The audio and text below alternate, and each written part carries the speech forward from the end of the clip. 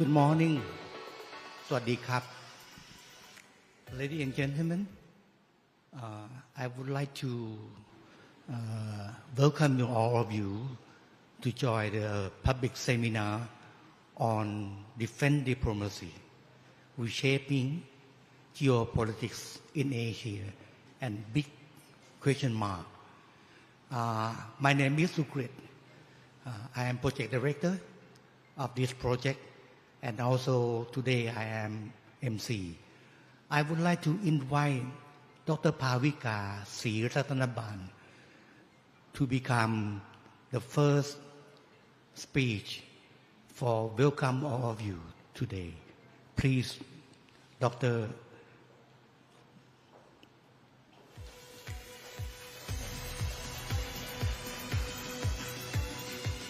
Dr. Pavika is a sociologist, member of the Faculty of Political Science, Chulalongkorn University, and also she is Director of Institute of Asian Studies, Chulalongkorn University, my boss. So let she speak. Thank you.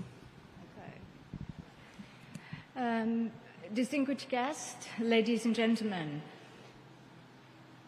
very good morning to one and all, and thank you very much for being with us today, either here on site or online in your respective places.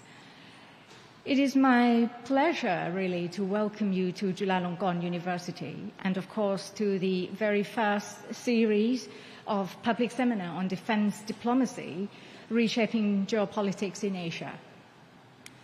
I believe that we gather here today because we realize that the interconnected world in which we live has created a new landscape for lives of us all. What's happening in any corner of the world affects us. Such interconnected and increased interdependence has proved to be a very transformative mechanism and a key to changes in security landscapes. We are now facing a new kind of threats that are beyond borders. They are a threat to security of our own lives, of states or regions, and of course, the world. More significantly, these modern threats cannot be tackled alone and must be addressed in more open, engaged, and inclusive ways. The issue of security is, of course, not new. It has long been discussing in various ways. However, defense diplomacy is one of the initiatives among preventive strategy that we need for the construction of sustainable relationships that foster trust and confidence, and above all, prevent and resolve conflicts in the world. Today's seminar marks a very special occasion that brings together stakeholders, scholars, policy makers who work on the issues of defense diplomacy in the region.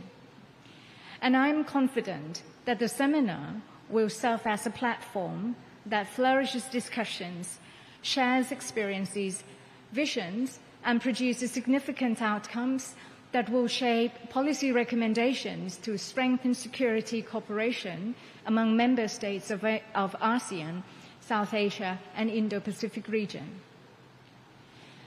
And on behalf of the Institute of Asian Studies, I would also like to take this opportunity to thank collaborating partners, ASEAN Foundation, Thai PBS, 101 World, and the Faculty of Political Science, Chulalongkorn University, who share their strength to make today's seminar happen, including our former researcher, Professor Ukrit Patthamanon, whose contribution to this seminar is significant. And I believe the upcoming sessions of today's seminar will address the issues of defense diplomacy in greater depth and expertise. And I hope you have a pleasant and very productive way. Thank you. Thank you, Dr. Pavika, with a really nice words to welcome all of you. And For today, let me brief, not rational of the defense diplomacy project, but it's about the knowledge, challenging, adventurous, traveling of our team research project. In fact, back to 6 months ago, I myself and my colleague, particularly me, did know anything about the defense diplomacy. However, our team, our background is political scientists. We try to learn together on the concept and reality of defense diplomacy in Asia. We found that there are many approaches on defense diplomacy, and of course there are similarity and different approach between European countries and ASEAN as well. So we invite our colleagues and specialize on international relations to conduct the defense diplomacy project.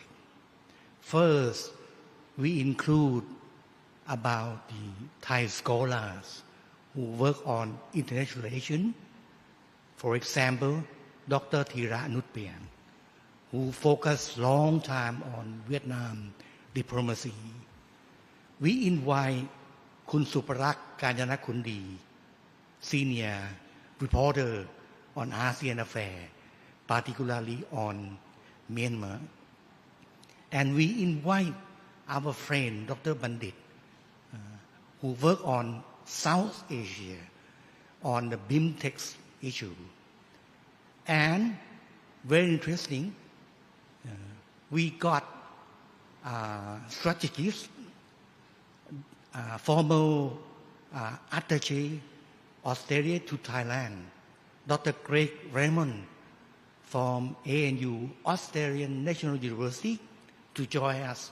But today he works on Canberra, but he will join us to comment on the issue on the Myanmar as well.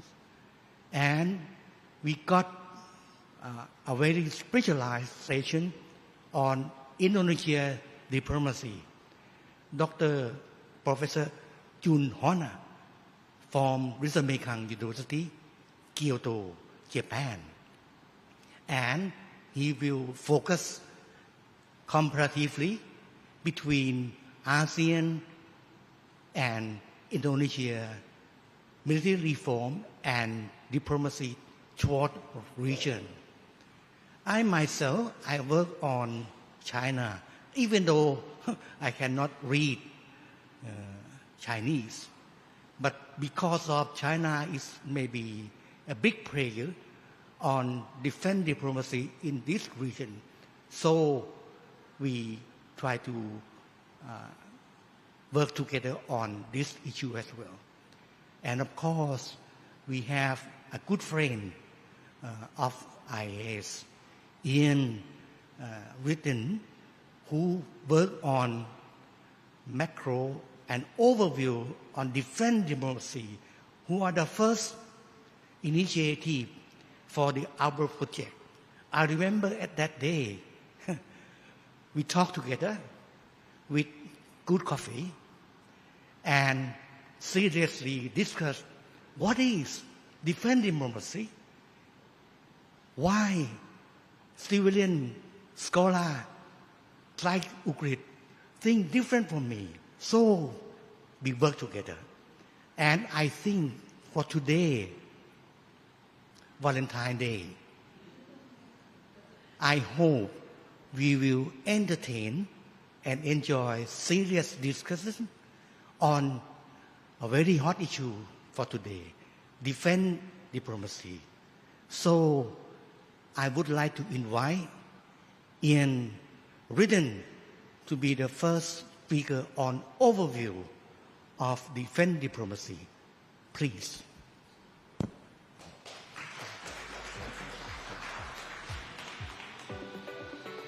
the slides for that? Can we get the slides? Yes.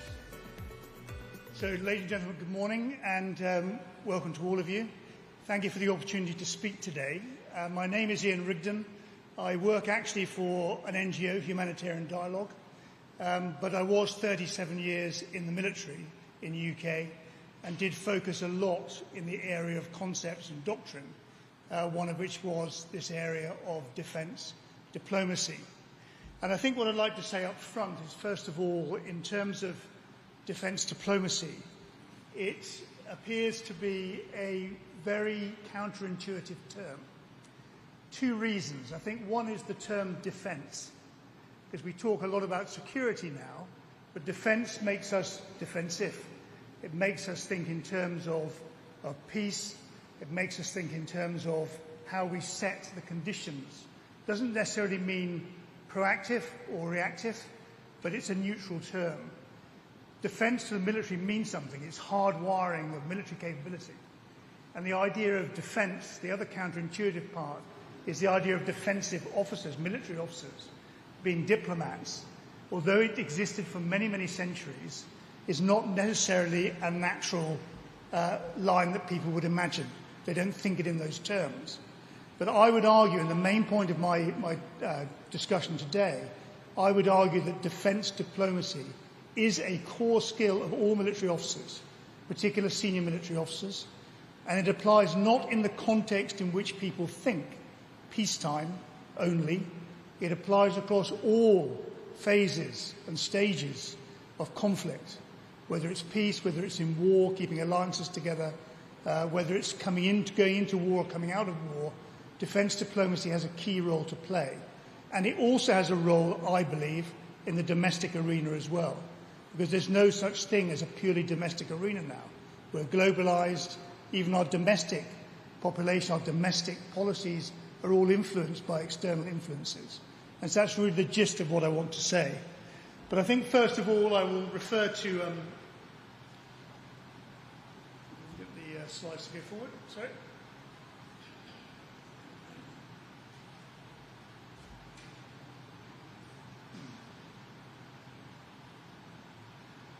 Not quite sure why that's not going forward, but I'll try again.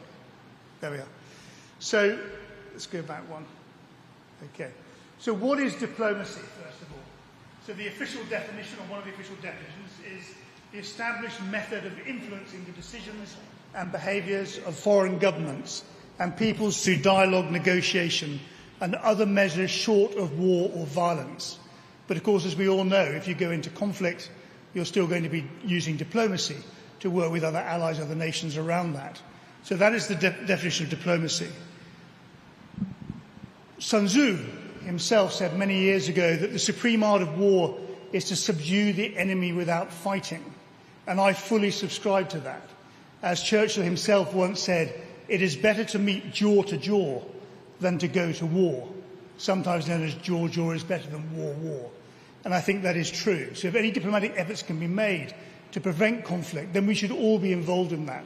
All the elements of national power, including the military. We are coming into a very uncertain time, as our American colleagues would call it VUCA, volatile, uncertain, complex, ambiguous. And this is the Asian century. Whatever, as the rebalance of power happens across the world between the old superpowers and it rebalances in a different way, we are pulling more and more towards Asia. So it's very important, particularly with this region, that we look at all aspects of national power in terms of reducing and preventing conflict. The game changes. So NATO, for example, alliances, treaties, these are under stress and strain as we speak. The rise of China, India, and the power that India now exerts in the world. Other countries such as Brazil that have huge economic power. Russia, of course, maverick in many ways. And, of course, the United States, still a very powerful country, but also under threats and stress internally as well as externally. So there are many changes happening in the world around us. And it's very very difficult to work out where the main threats will face us in the future. Within this region, 4 nuclear powers, okay, again a significant threat. Huge amount of money spent on defence. Okay, defence spending here is exceptionally high within the Asia region. Many problems, from demographics, rising water levels, urbanisation, pandemics, as we've just been through COVID-19, identity, huge issues over identity, natural resources, water scarcity.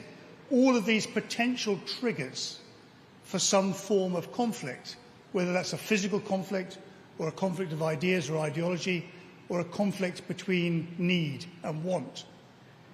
And I would argue that perhaps, as most people, we try and simplify things and think, how can we actually categorise those threats? I would say there are probably 3 types of threats we need to think through. The threats from people, which are always the most dangerous in many ways. The threats from the physical environment, so whether that's earthquakes, tsunamis, the natural things that could affect us, pandemics, etc. And the third one, which is the one which we're all trying to grapple with at the moment, is the information space. The information space and cyberspace, where misinformation can cause as many problems as the correct information. Around these, there are, I would argue, and we argued in Ministry of Defence in the UK a few years ago, 4 constant ring road issues. The first of those at the top, as you can see there, climate change, global inequality on the right, globalisation at the bottom, and technology and innovation. Some of those are positive, some of those are negatives, but all of them exist and will always exist from now as we move forward. And we have to deal with each of those within the context of the problems that we see in the centre of that map. Now, defence diplomacy, what does it actually mean in real terms? Well, it's been around for a long time, but the first time it was actually coined as a definition actually was by the UK in 1995, where it was described as the pursuit of foreign policy objectives through the peaceful employment of defence resources and capabilities, short of combat operations, in order to achieve influence. In other words, the use of military power in peacetime, but soft power specifically. Internationally, over the last 2 decades, there have been many different definitions, but one particular one is military-to-military interactions, activities and policies to build and sustain, maintain the national security of the participating countries in peacetime. Another, which I think is also very useful, is the peaceful use of the military equipment, personnel and knowledge, specifically hones on those 3 things, to build trust and goodwill, which excludes any use of force. In other words, again, soft power. In the UK, in 2017, they produced the International Defence Engagement Strategy, which tried to encapsulate this idea of defence engagement and defence diplomacy being the key arm.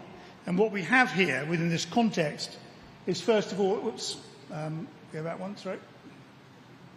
First of all, at the top, the national security vision, okay, a secure and prosperous UK. And then within that, we have 3 main objectives: protect our people, promote prosperity, project global influence.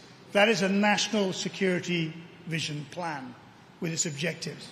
And underneath that, all elements of national power, but in terms of defence, we were made to focus specifically on these areas: develop understanding of the world around us, prevent conflict, build capability and capacity to achieve those first 2, promote prosperity in all that we do, and also develop access and influence. So that is how it might look, for example, in terms of a national plan.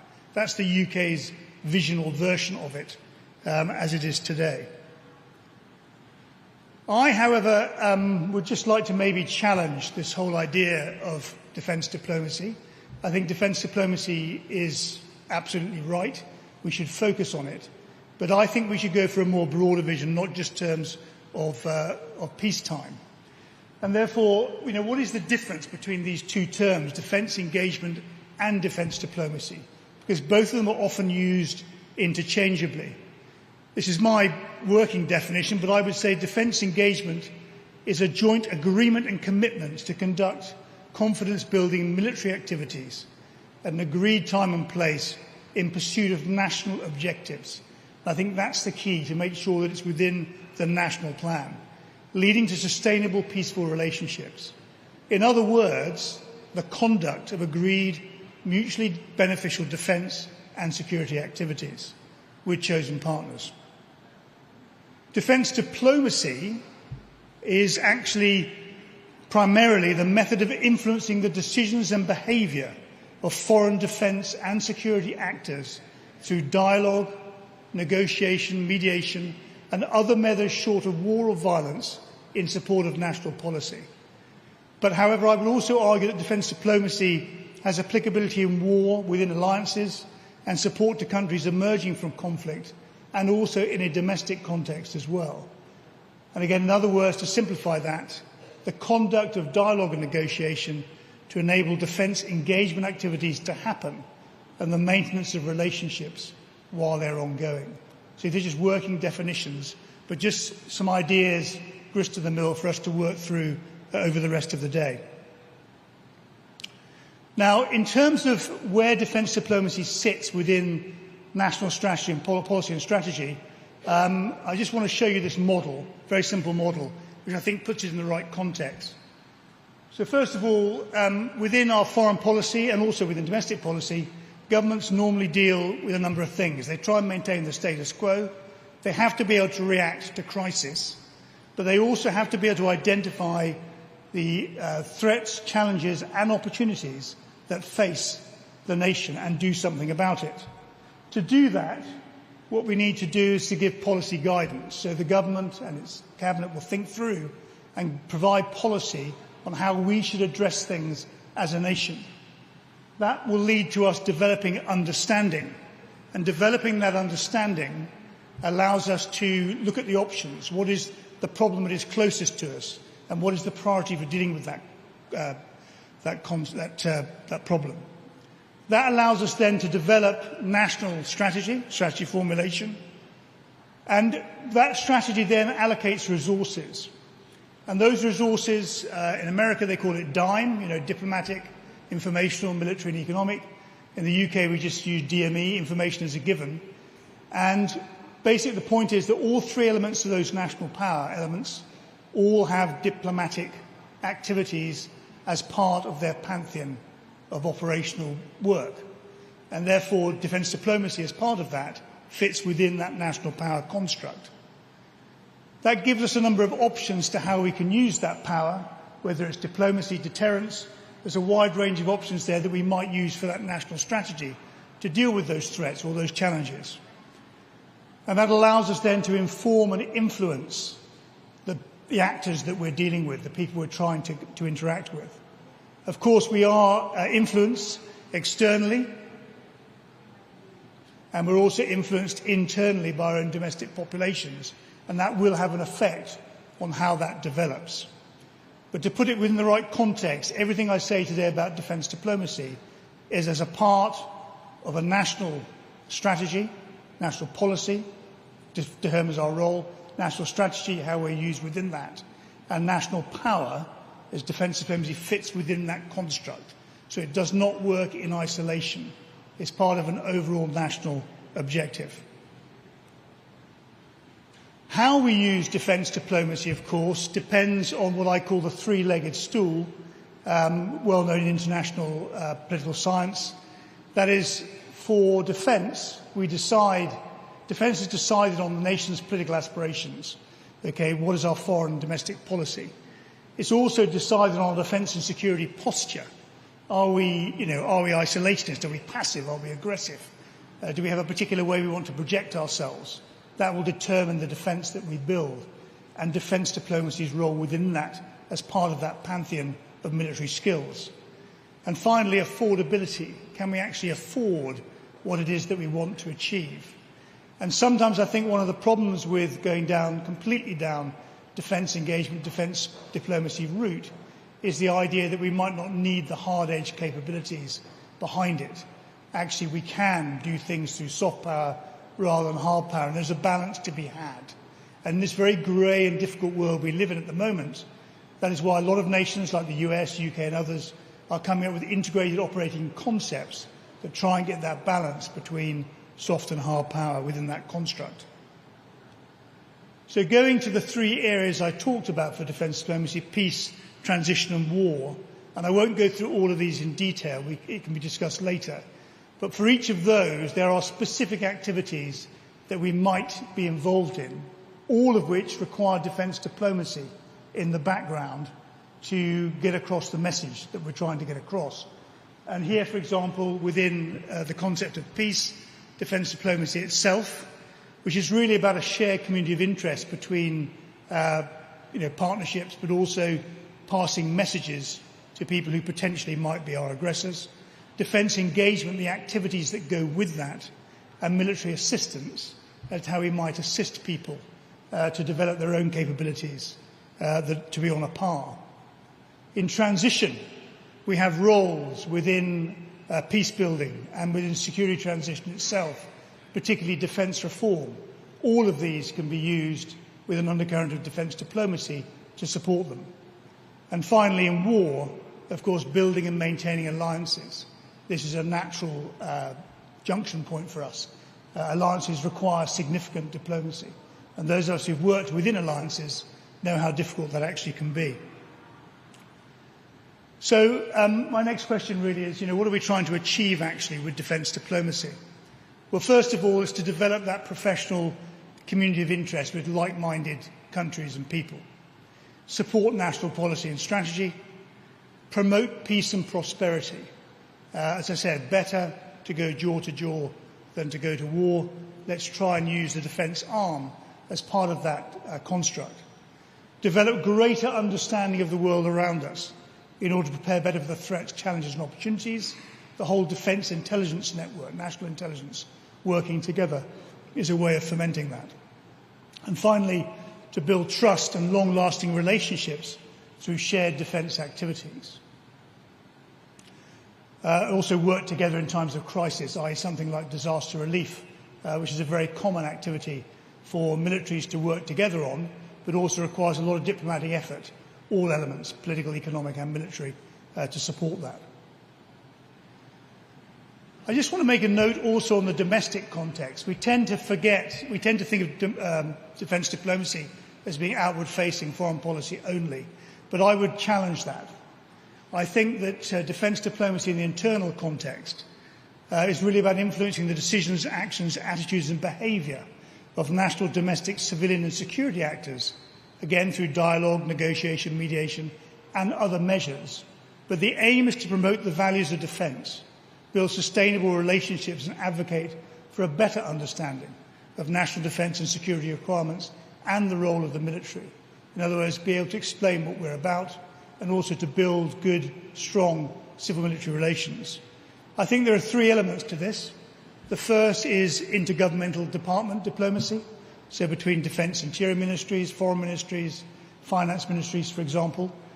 The second is the inter-defence department and service diplomacy between the Navy, Army, Air Force and Marines. Diplomatic effort is required between those services. Euphemistically, the British annual budgetary cycle between the different services is known as a knife fight in a telephone box, because it can be quite aggressively frustrating as people are trying to argue over their slice of the budget. But actually, with better diplomatic effort and better understanding of each other, it would be a much easier process. And then finally, civil-military relations, building a sustainable long-term relationship with the general public, built upon an understanding of transparency and accountability, respect and mutual trust. So I think in the domestic arena, there is also a role for defence diplomacy. Within Asia itself, there are a number of existing mechanisms. Obviously, the ASEAN Defence Ministers meeting with the 10 ASEAN states, again, already a good platform for starting to develop these ideas. It has been developing for some time, but it's a very good platform to continue to build on. Interestingly, of course, that's the ASEAN member states, but there's also, of course, the ASEAN member states plus the dialogue partners, the ADMM plus, which also brings in actors who are important within the context of Asia, particularly for how to prevent conflict in the longer term. And note amongst those America, Russia, China, all the actors we showed at the beginning in terms of strategic game changers as we go forward into the Asian century and the 21st century. We mustn't forget things like BIMSTEC, the Bay of Bengal Initiative for multi-sectoral technical and economic cooperation. One particular context is recently, in terms of climate change, rising water levels, an exercise done in 2021 between militaries, a MAPEX, to look at how they might deal with issues in the Bay of Bengal, a very good example of defence diplomacy in action. Of course, there are existing treaties and alliances, all of whom practice defence diplomacy amongst themselves. Obviously, the older arrangements with the US Philippines, US Australia New Zealand, US Korea Treaty and the US Japan Treaty, and things like the Five Powers defence arrangements between Singapore, Malaysia, Australia, New Zealand and the UK, which have all been around for over half a century plus, but are all still very useful bodies for promoting exactly the things I was talking about, common understanding, etc. There are informal bodies, the ASEAN Chief of Defence Forces informal meeting and IISS Strangular Dialogue, excellent forums for sharing ideas between militaries and also a form of soft power and defence diplomacy. There are other bodies which people may not have heard of. The US leads a multinational capability development campaign, which used to be called the Multinational Experiment. This is an excellent body. I used to be the UK national rep for it in the sort of 2012 period to 2015. And what this is, it's about coalition building. It brings in partners to build coalitions to focus on many problems, one of which, of course, may be disaster relief, something we did focus on, and also developing understanding to prevent conflict. This does have two Asian partners in it, with South Korea and Japan, but it is a global base, and again, a very useful thing to consider for the longer term. And finally, something which we sometimes forget is veterans' organisations. So VCANAC, the Veterans Organisation of ASEAN, and also the Pinnacle Club, which is basically four-star retired officers who've been head of their services or head of their defence forces. Retired soldiers, retired officers can offer a great deal within this construct of understanding the world we live in, but also offer informal channels for defence diplomacy, the defence arm of diplomacy, for nations that have problems accessing potentially through the front door. So I think that's all I was going to say this morning, was to set the context, to offer three things. First of all, to challenge what we mean by defence diplomacy and, if you like, the scope of defence diplomacy. Second, the importance in this very uncertain world of using all the elements of national power and understanding that defence diplomacy is one of those elements and must work within that national strategy policy context. And the third one is to just look at the opportunities within Asia from existing bodies, but also potentially expand into others, and not just focus on the formal defence diplomatic channels that we have through either treaties, alliances, through ASEAN itself, but also to consider informal channels such as those by retired and veterans organisations. Ka punka.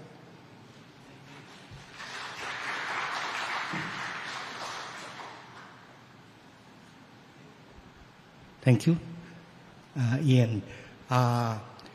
Ian give an overview on defence diplomacy and raise issue on the opportunity and challenge. I would like to rearrange the program a bit before we invite to commentator from General Jertwood Krabayun. I would like to invite His Excellency Sinhasak Puong Khaew, a former Permanent Secretary, Ministry of Foreign Affairs, to give a speech on the defence diplomacy, please.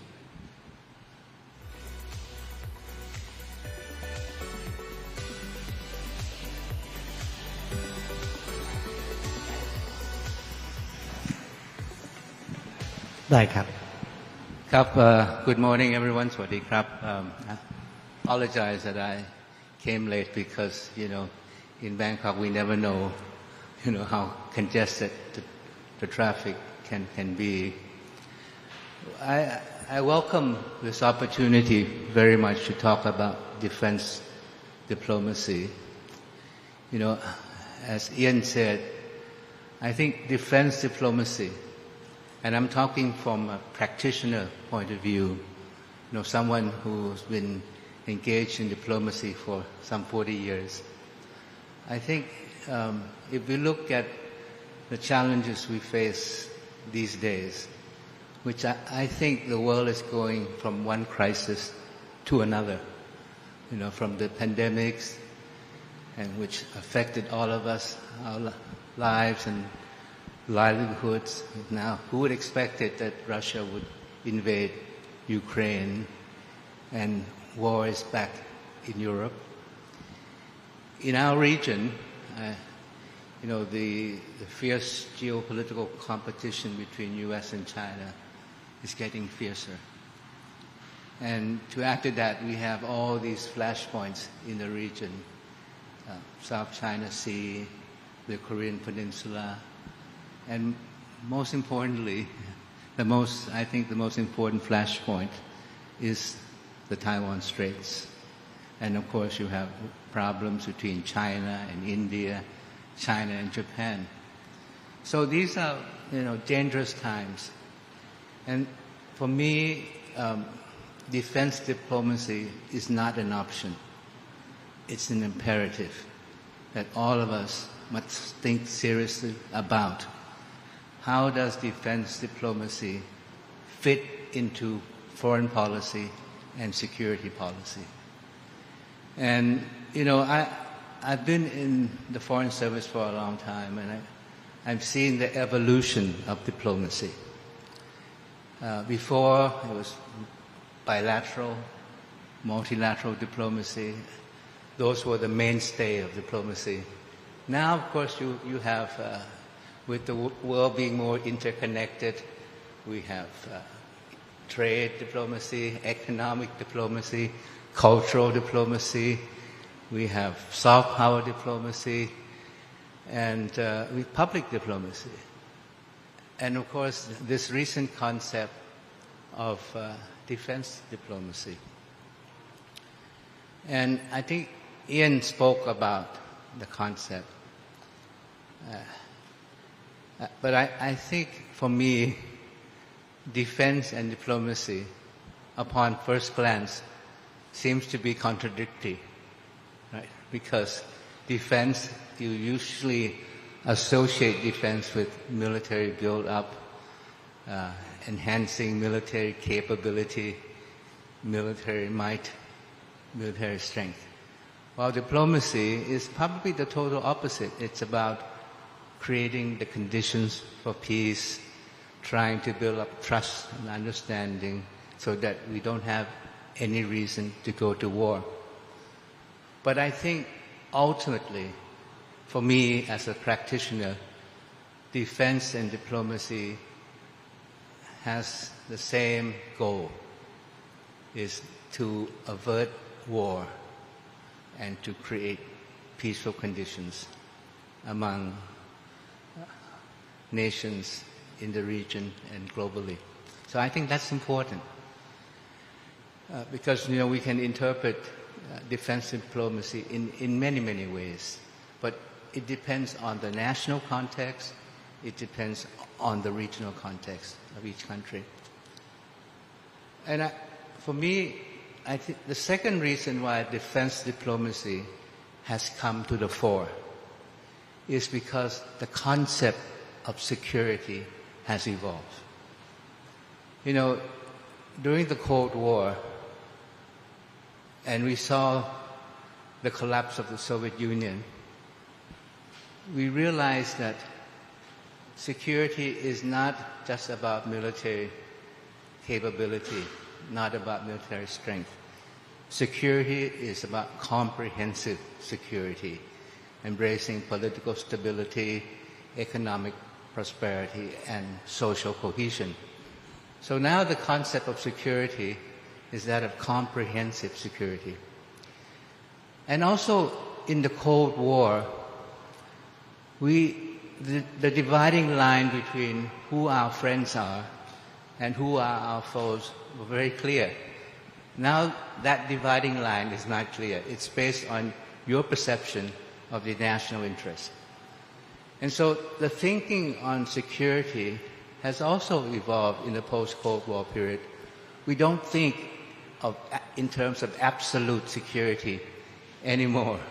You know, before, in the case of Thailand, when we had the ideological divide during the Cold War, you know, my security is your insecurity. There was a lot of mistrust and distrust. I remember General Minipat, you know, he's one of the most experienced military men and also a very good diplomat. He's present with us tonight. I remember the relations with our neighbors was such with Laos because of the Cold War. We went to war with Laos over some small disputed territory. So nowadays the situation has changed, and so we think in terms of common security, because especially in our region, in ASEAN, our security has become intertwined. The security of my neighbor is also my security.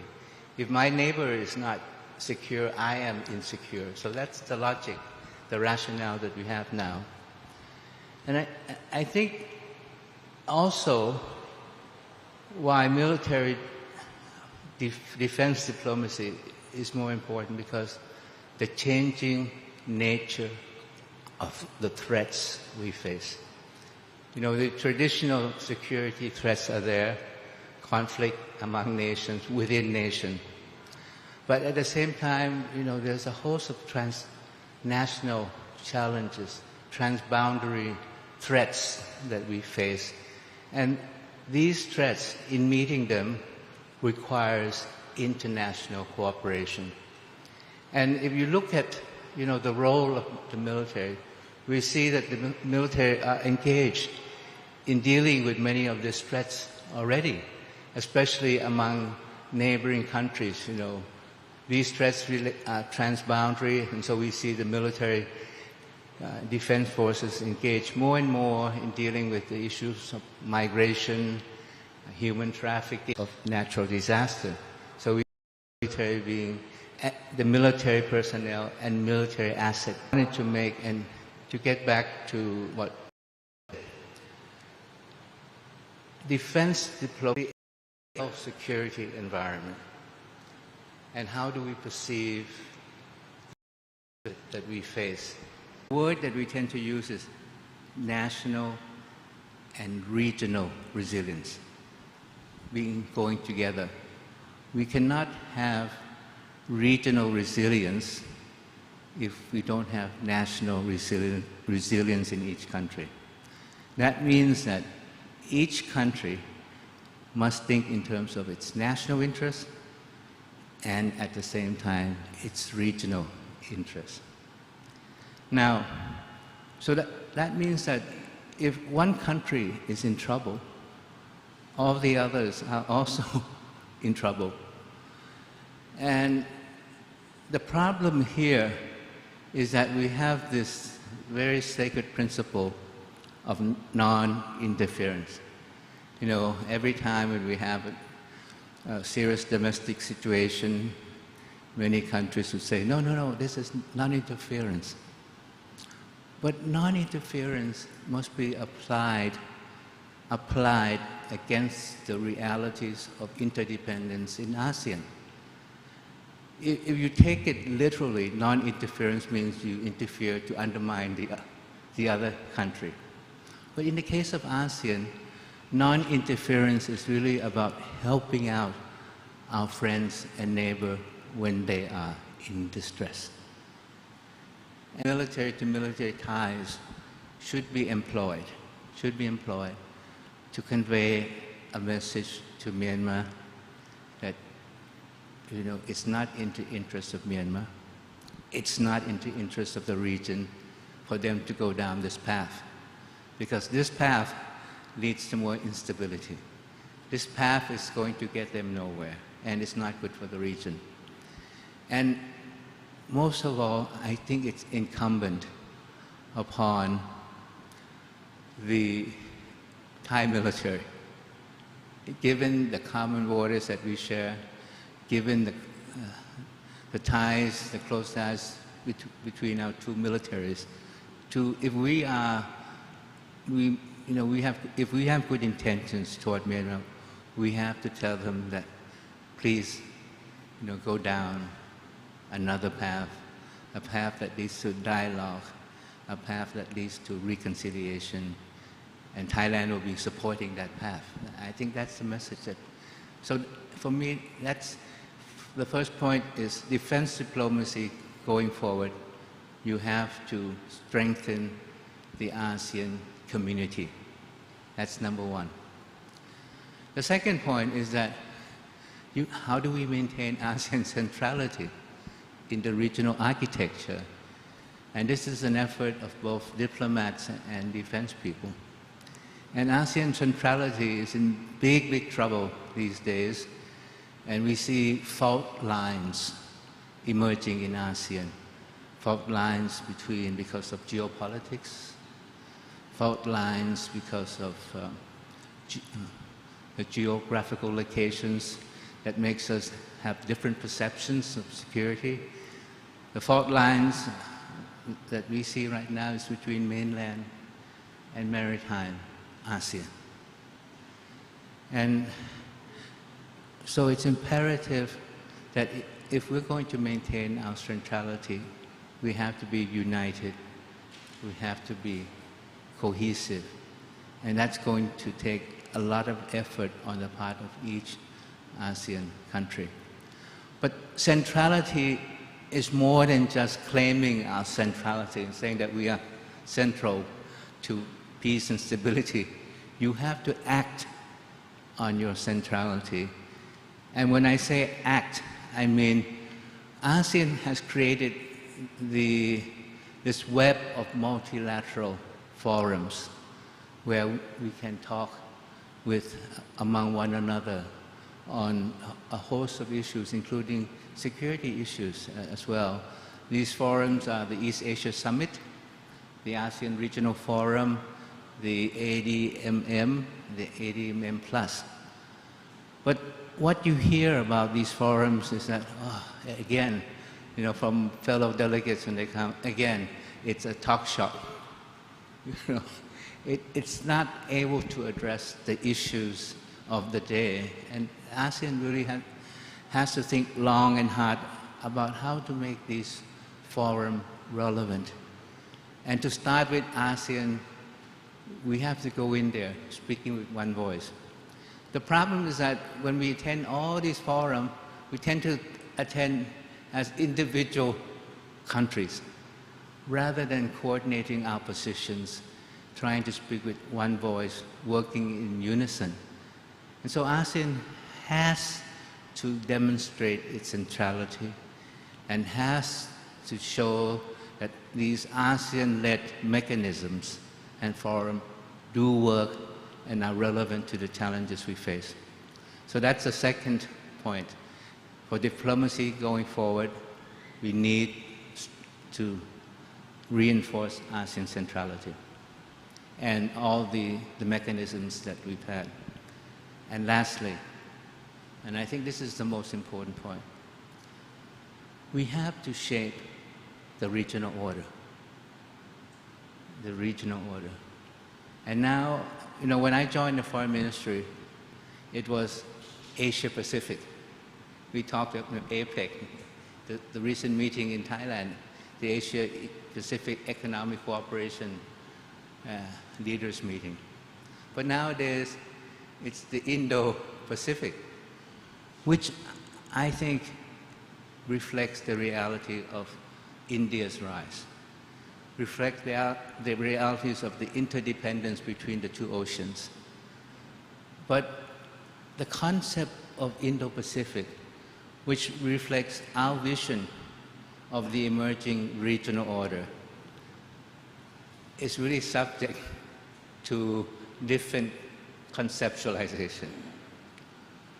And for me, maybe some of you won't agree, the free and open Indo-Pacific strategy, which is different from the free and open Indo-Pacific vision of Japan. The free and open Indo-Pacific strategy is the United States strategy. It's a strategy. And that strategy, however the United States tries to explain it, is really about exclusion, isolation, one major power, which we cannot exclude, which we cannot isolate from the regional order. And so, you know, we talk so much about the competition between China and the United States and how it puts pressure on ASEAN, and ASEAN don't want to choose. Yes, because we don't want to choose. We have to live with China. No choice. China is now region. China won't go away, and China is the biggest market. But we know that a rising China, you know, impose on us a lot of vulnerability. So what do? We have to manage that. We also realize that the United States will be engaged in the region, and U.S. engagement is important because we need that engagement to counterbalance a rising China, to maintain a balance of power. But we don't want that engagement to lead to containment. So there's a fine line there. And so if we don't want that, ASEAN, our diplomats, defense people, must have the same thinking on how do we shape a regional order that is inclusive, open, free, inclusive, engage everyone. And we have that in this ASEAN outlook on the Indo-Pacific, which was adopted in Bangkok 2019, but we have done nothing with it. We have done nothing to flesh out our thinking on this. So I think it's time that, you know, defense, foreign policy, security people get together and really think about this, the vision of the regional order that we seek, inclusive regional order. Thank you very much.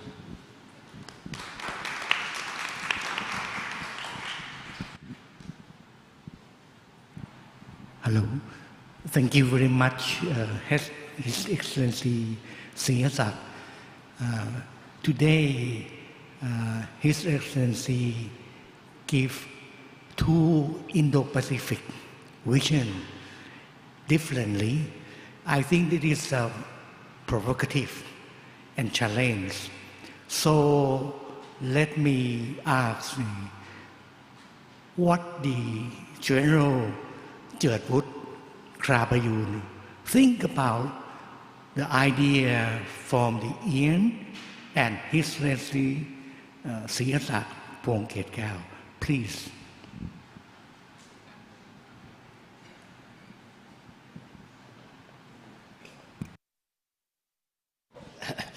Thank you very much. Good morning.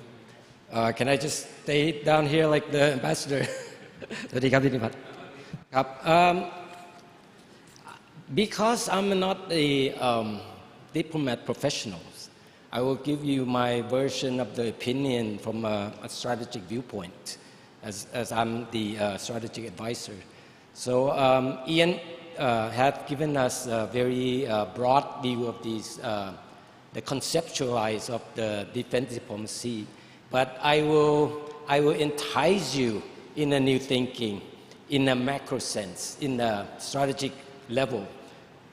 Even the term defense diplomacy is, I think, in my view, it's a flawed concept at the moment, because now that we're in the new normal world with U.S. strategy competition, strategy going up against China, and you know what Ian has mentioned, that there are high risk, uncertainty, both short, medium, and long term, and things change very quickly. Now we are in an extreme climate change mode where everything comes all the time and at the faster and a stronger rates. So what I'm trying to say is we are in the era where there's no war or peace, and it's not more in the peace side; it's more in the war side. And you probably heard the terminology gray zone, right? Gray zone. So a lot of experts are saying that we may be already in a new world war or a new Cold War, but it's in a gray zone style. Like the balloon incidents, you can see very well this is gray zone. Even the Ukraine crisis, it's in the gray zone, right? Because some countries are with one side, some countries are with the other side. There's no definite black and white. So these are all in the gray zone. So when we talk about gray zone, then we are talking about the new kind of concept that they are called hybrid warfare, hybrid threats, hybrid conflicts. In this aspect, it means that there's actually no peace or war. Hybrid threat is all around us with multi-dimension at the same time. Now we are in a trade war, economic war, sanctions war, energy war, food war, water war, all the time. So this is the new normal. So when we are in this new normal mode, the Thai call it comprehensive security, where all dimensions become security. The term defense diplomacy, in my opinion, when I hear this terminology, I think about the Defense Department responsibility in the diplomacy. But because of the comprehensive security, where we view all social, economic, technology, environment, politics, and military and technology in that comprehensive context, we cannot even separate defense and security and economics anymore. Now they are all intertwined, they are all interdependent. So in this aspect, it means that when we analyze all these information to become intelligence, it has to be in a comprehensive, holistic way. The United Kingdom's already advanced their concept in this. They are calling all these things integrated operating concept, where they use all the dimension of security in terms of, like I mentioned, the steep category factors: social, technology, environment, economics, military, politics, technology, into one, in a comprehensive analysis way. So in this sense, when I'm talking about the term defense diplomacy, it doesn't make sense much to me because the scopes are different now. Now, the area of security now is handled more by the civilian ministries, not the defense ministry anymore. So if you want to do diplomacy for comprehensive security, you cannot just think about MFA diplomacy or Defense Department diplomacy. It's got to be more in a comprehensive, it can be a hybrid diplomacy, comprehensive security diplomacy in that sense. And this is to follow on Ian, the three area that he mentioned, the scope of the defense diplomacy. I'm mentioning that now the scope is vast. It does not belong to the Defense Department anymore. We have to think of something new. The National Security Council will have to be, organization that's responsible for this fusion analysis, fusion planning, fusion execution, especially the diplomacy part. And diplomacy is not for peace. Diplomacy is to achieve the objective in the national interest. So it could be war, it could be peace. You can do diplomacy for war. You do diplomacy during war. It's very normal. Right? It's not something strange. Everybody do diplomacy is continuous. The objective of diplomacy is that you achieve your national interest. If your national interest is to go to war, just like Russian invaded Ukraine, the diplomacy is for war. So don't kid ourselves that diplomacy is for peace. It's not true. It depends on what your national interest is and what you're pursuing. Let me throw in some of these words for you so that it's not a solution or anything. I think it's a new way of thinking, gray zone era. We're going to have to do diplomacy in the gray zone era with gray zone mentality. Right. Non-state diplomacy. Now the non-state have a lot of, how do I say, global power, non-state global power. So they do have capacity to do diplomacy as well. So we need to think about non-state diplomacy, right?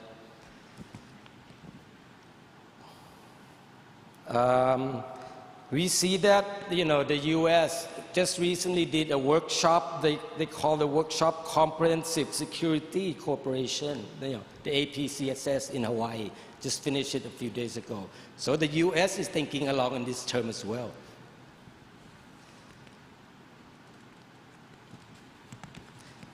At the moment in Thailand, our Defense Department is not the main organization for security anymore. It's every ministry is evolving in this analysis and planning as a whole of the nation, not just the whole of government.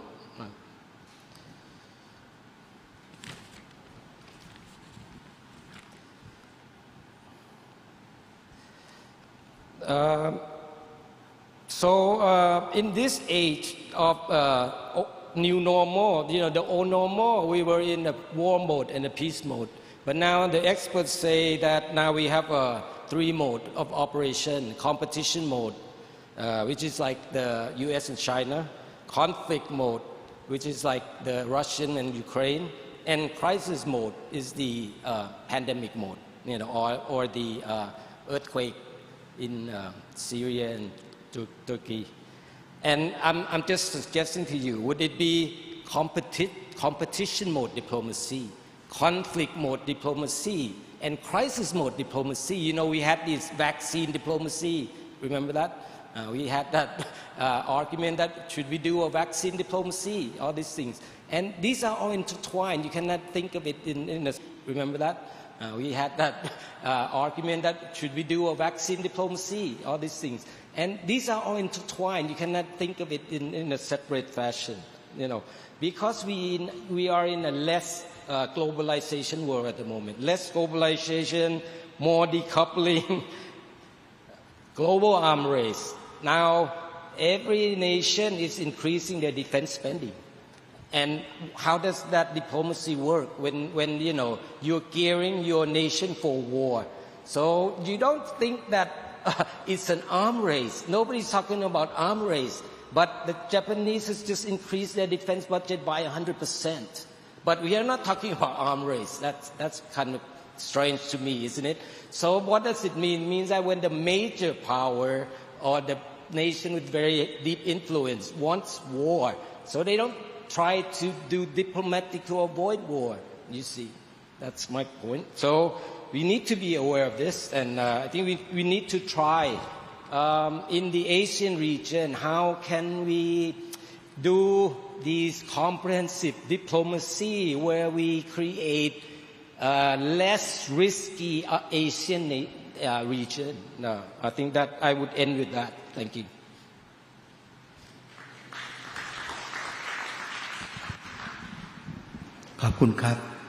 Thank you very much for comment openly and directly. I think we should open more response or comment from the floor as you would like to participate. Raise your hand, stand up, beautiful lady and gentlemen. Are there any response? Before we move to another topic? Yes. Well, I just wanted to comment on what General Churchwood said. Of course, we can view it pessimistically, or we have to look at it optimistically. And I really believe that diplomacy, whether by diplomats or defense people, is still needed. Yes, we are in an arm race because there's a sense of vulnerability. All of us are concerned about rising China, about geopolitics. So it's a natural reaction that we have to build up our arms. But at the same time, it also makes it imperative and necessary that we increase our diplomacy so that there is no miscalculation, there is no misunderstanding. In these times, you run the risk of miscalculation, and that could lead to conflict and war. And over the long term, I think diplomacy is still important to enhance trust and confidence. And maybe we could help reverse that trend of military build-up. So what General Churchwood is saying is totally correct, reflecting what's happening now. But I still, as a diplomat, I have a tendency to be an optimist. So I still believe that diplomacy, whether employed by diplomats or by defense people, is probably all the more essential these days, given the circumstances that we're in. Thank you. Yeah, if I could also respond as well. Actually, I agree in principle what General Churchwood said, but I think first of all two things. I agree that we're looking at a comprehensive approach, and that's really the point why we're showing the national policy strategy model, is to give that idea that it has to be fused together and integrated. With that I agree. But I think one of the problems, what I would challenge, is I think we need to bring back terms like defence and security. Because one of the issues with security, it's made everything very grey. Everybody's involved in security now. Okay, whether it's somebody securing the camp gate, to somebody, securing our economic supply line, everybody's involved in security, and everybody has a stake in that. But defence is very specific.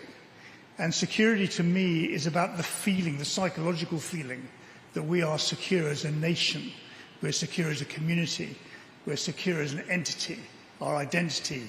Those sort of things give us our security. But defence is about the hard wiring and the capability that goes to providing that. For sort of state-on-state conflict, for example, which is still a very real possibility, whether that's cyber state-on-state conflict, whether it's other methodologies that are used to do that. I think we still need to look very closely at that clear delineation between what is security and defence is role within that security. That's the thing that I think we haven't quite tied down. The thing I didn't say earlier on, which I was going to, was that perhaps we should reterm it military diplomacy. That is something which I've been thinking about for a while, but it's still, I agree with you, actually, Ambassador, that diplomacy is still very, very important in that construct. But the key thing that General said, which I totally agree with, is that our military role within that must fit within the wider national concept. And therefore the whole idea, which I completely agree with, of the integrated approach is absolutely right. But diplomacy must always be a key if the state system is going to exist into the long term, which I'm sure it will. And as long as there are states, there will always need to be avenues. With the integrated concept, integration allows us to explore other possibilities. So it's not just the open channel of diplomacy, but the back channels and other indirect routes. And so I also think what's worth exploring, a point you made, is this idea of non-state diplomacy as well. It does exist. My own organisation does a bit of that. The whole idea of being other agencies, being able to access the key people that allow that state of security to exist. So I would accept that as well, yeah. Thank you. Thank you. Thank you very much Okay, please. ครับเชิญเลยครับ Good morning. My name is Group Captain Ektewan Manawong. I'm from the Royal Thai Armed Forces Headquarters, Directorate of Joint Operations. Thank you very much for the presenters and also the commentators there. I'm UK alumni myself. I did my degree in Chulalongkorn. I hope you've been there already. Nice to meet you again, sir. I have done a little bit of defense diplomacy in writing and studying myself. One thing that's kept in my mind always is, as far as I've seen the situation in our country, in Thailand here, of course, the high level of foreign policy and defense diplomacy, they have done hard work, have been working hard to maintain the peace and stability of the region, and especially among the bordering countries here.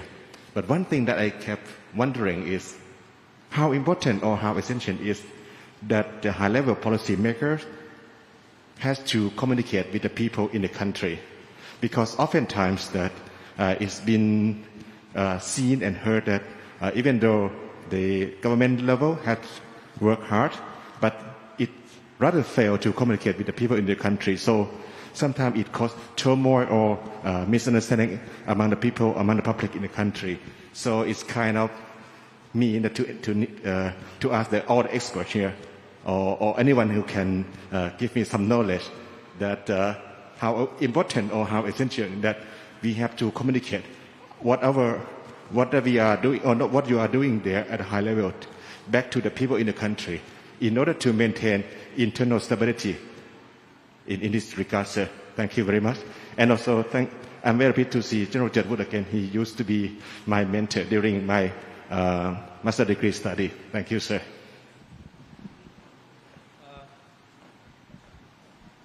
I can attempt to answer that one. You know that we used to categorize national power as dime: diplomatic, informational, military, and economic. Sorry. Diplomatic is the MFA. Military is the Defense Department. Economics is the economic committee that the Prime Minister heads. Right. Information, we don't have it. Right. So my point is that to be able to do they call it strategic communication. To do a strategic communication planning, you need what do you call it? Informational strategy. This is one of the new domain that we are talking about. When we are talking about multi-domain, it used to be sea, air, land. Now it's sea, air, land, cyberspace, space, informational, and even subterranean. So these are new, what they call it, weaponized domain. Information has been weaponized. We heard the term weaponizing social media.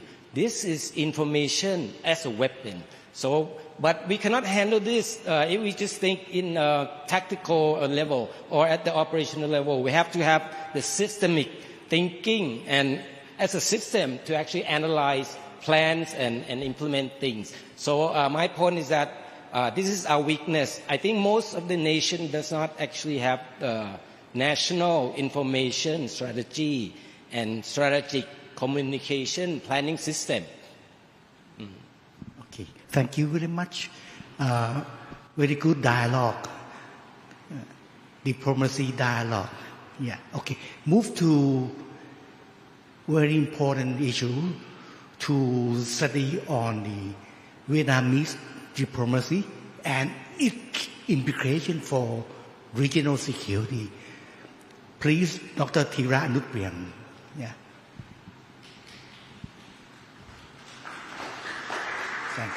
Thank you.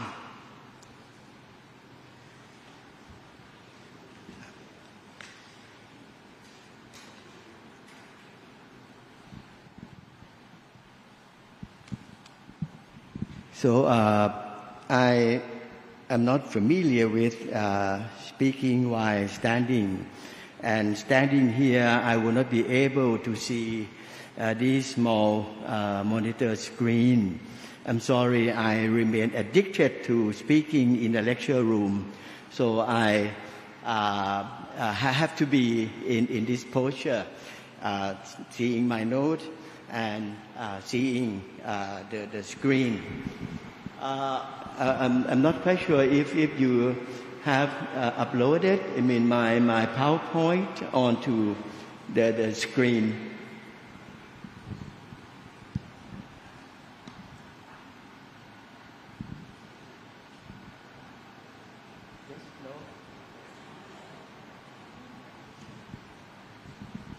Sorry about this technical problem.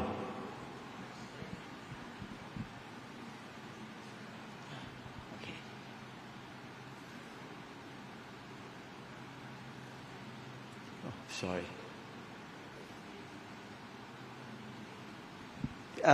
You see, Brigadier Rickman has already fully expounded the concept of defense diplomacy, so there's no need for me to further elaborate on this point.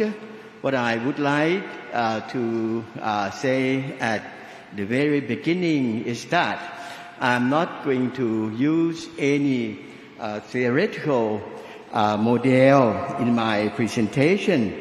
I shall simply touch upon what I see as the essence of Vietnam's defense diplomacy, and it is how to maintain its autonomy, not simply to survive, but also to prosper in the changing geopolitical situation.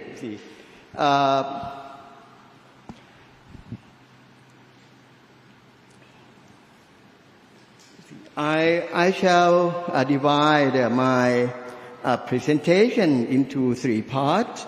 First, I will touch upon Vietnam's defense diplomacy that I see as being necessitated by its relations with China. Secondly, I will try to explain Vietnam's defense diplomacy in the new geopolitical situation that presumably starts from about the early 2010s. And finally, my conclusion. In my conclusion, I will touch upon the implications of Vietnam's defense diplomacy for Southeast Asia in particular. You see, I see Vietnam's defense diplomacy as being primarily rooted in its geographic and power asymmetric position vis-a-vis China. So in being in this position, it's natural that Vietnam would see China as a major source of security threat to it. Actually, not potential, because Vietnam has ample experiences in facing China's security threats, even invasions in the distant as well as recent past. And in our times, in the current situation, Vietnam is facing what it sees as Chinese encroachments and assertiveness in the South China Sea. You see, in its effort to constrain China, that is, to minimize the impact of Chinese pressure, Vietnam has adopted what we call the strategy of cooperation and struggle. You see, the essence of this strategy lies in how to maintain autonomy in face of Chinese pressures. You see, the point is that, on the one hand, Vietnam could not afford a hostile relationship with China, but neither will it surrender its vital interests especially its independence and sovereignty, including its sovereignty claims in the South China Sea. You see, we will not expect, China to conquer and occupy Vietnam, but the sovereignty issues, for Vietnam now lies in the dispute in the South China Sea dispute, and I cannot go into detail. We have several cases of Vietnam. Vietnam has not been surrendered to its security, its interest in the South China Sea. It has not caved into China's pressure in the South China Sea. You see, I cannot go into detail about this. You see.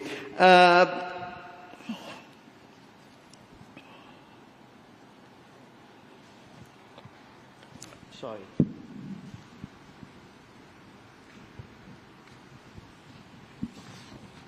You see, in pursuing this cooperation and struggle strategy, Vietnam has relied on a number of diplomatic tools, including the use of high-level visits and meetings on the party and state levels, as well as military exchanges to reach high-level understanding. Moreover, Vietnam also used multilateral frameworks, the ASEAN in particular, not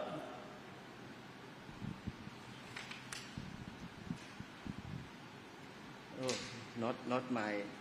I'm sorry about all this. You see, Vietnam also used multilateral frameworks, particularly ASEAN, to engage and thereby constrain Chinese behavior, or at least to make its behavior more or less predictable. This diplomatic tool serves as a type of Vietnam's soft balancing against this major power. And another tool is the development of its deterrent capabilities to reassure its national security, because experiences show that in some situations Vietnam stood alone, you see, without any help from any other country. So it needs to reassure its national security by developing its own deterrent capabilities.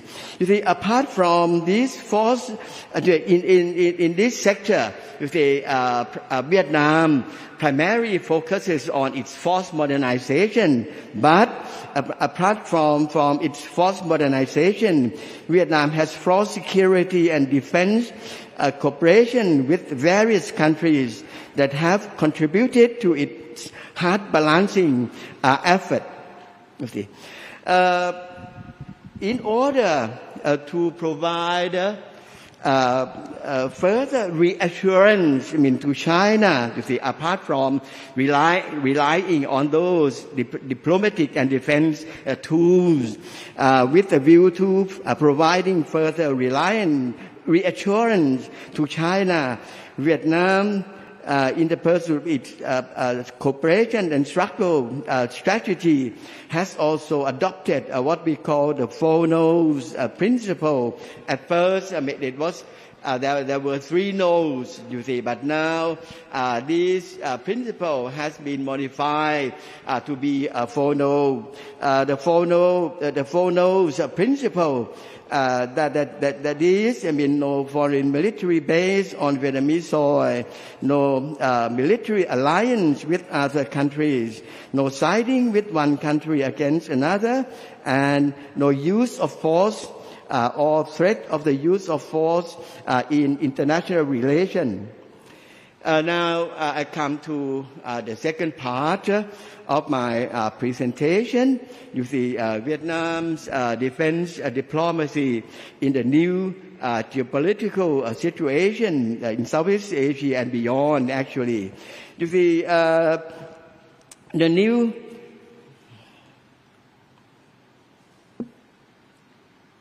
The new geopolitical situation in Southeast Asia and actually in the wider regional context has further complicated Vietnam's pursuit of its cooperating and struggling strategy vis-à-vis China. In particular, the presence of other major powers, including the U.S., has presented Hanoi with new opportunities and challenges. On the one hand, the new situation has given Vietnam opportunities for developing relations with these powers in its soft and hard balancing efforts.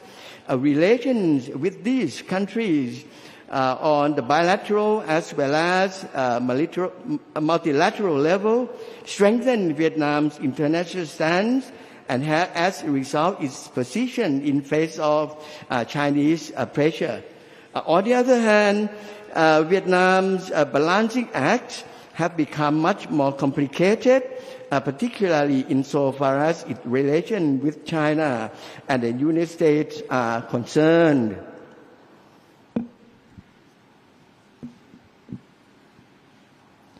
You see, in developing close cooperation with the U.S. in particular, Vietnam has managed to maintain some distance, you see, symbolic or otherwise, while at the same time observing the Four No's principle. And I would add that all this time Vietnam will not forget to reaffirm its close ties with China. You see, a case in point is Vietnam's delay in upgrading its comprehensive partnership with the United States to a strategic partnership, whereas its relationship with China is on the highest level of comprehensive strategic partnership.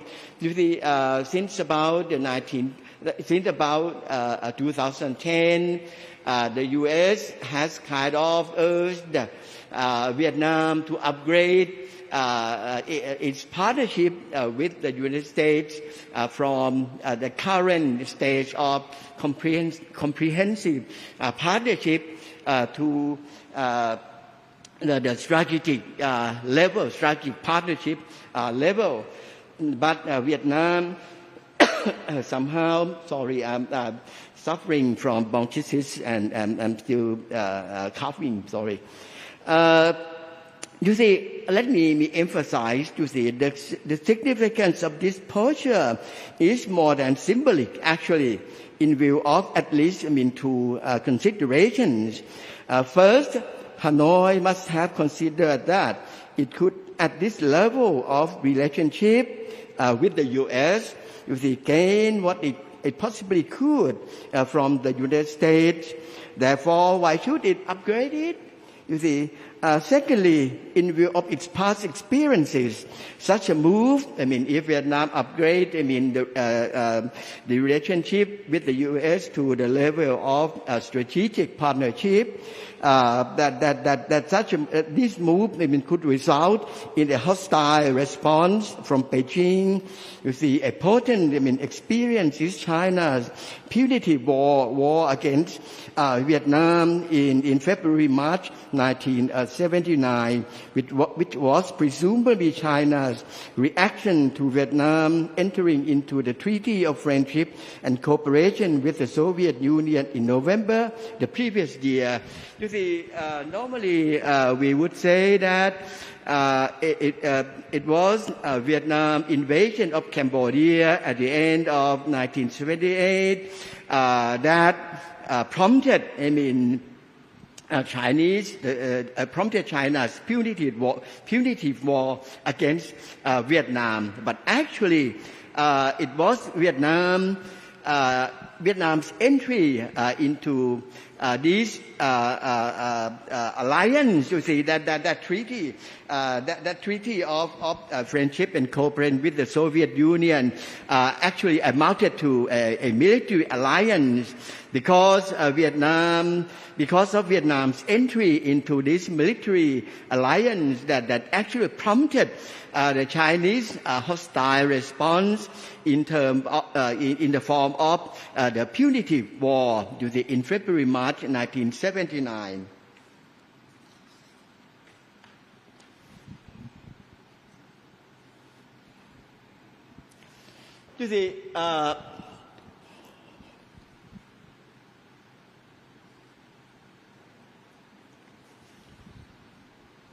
While cultivating its relation with the U.S., Hanoi, as I said, has made a point of reaffirming its close ties with China.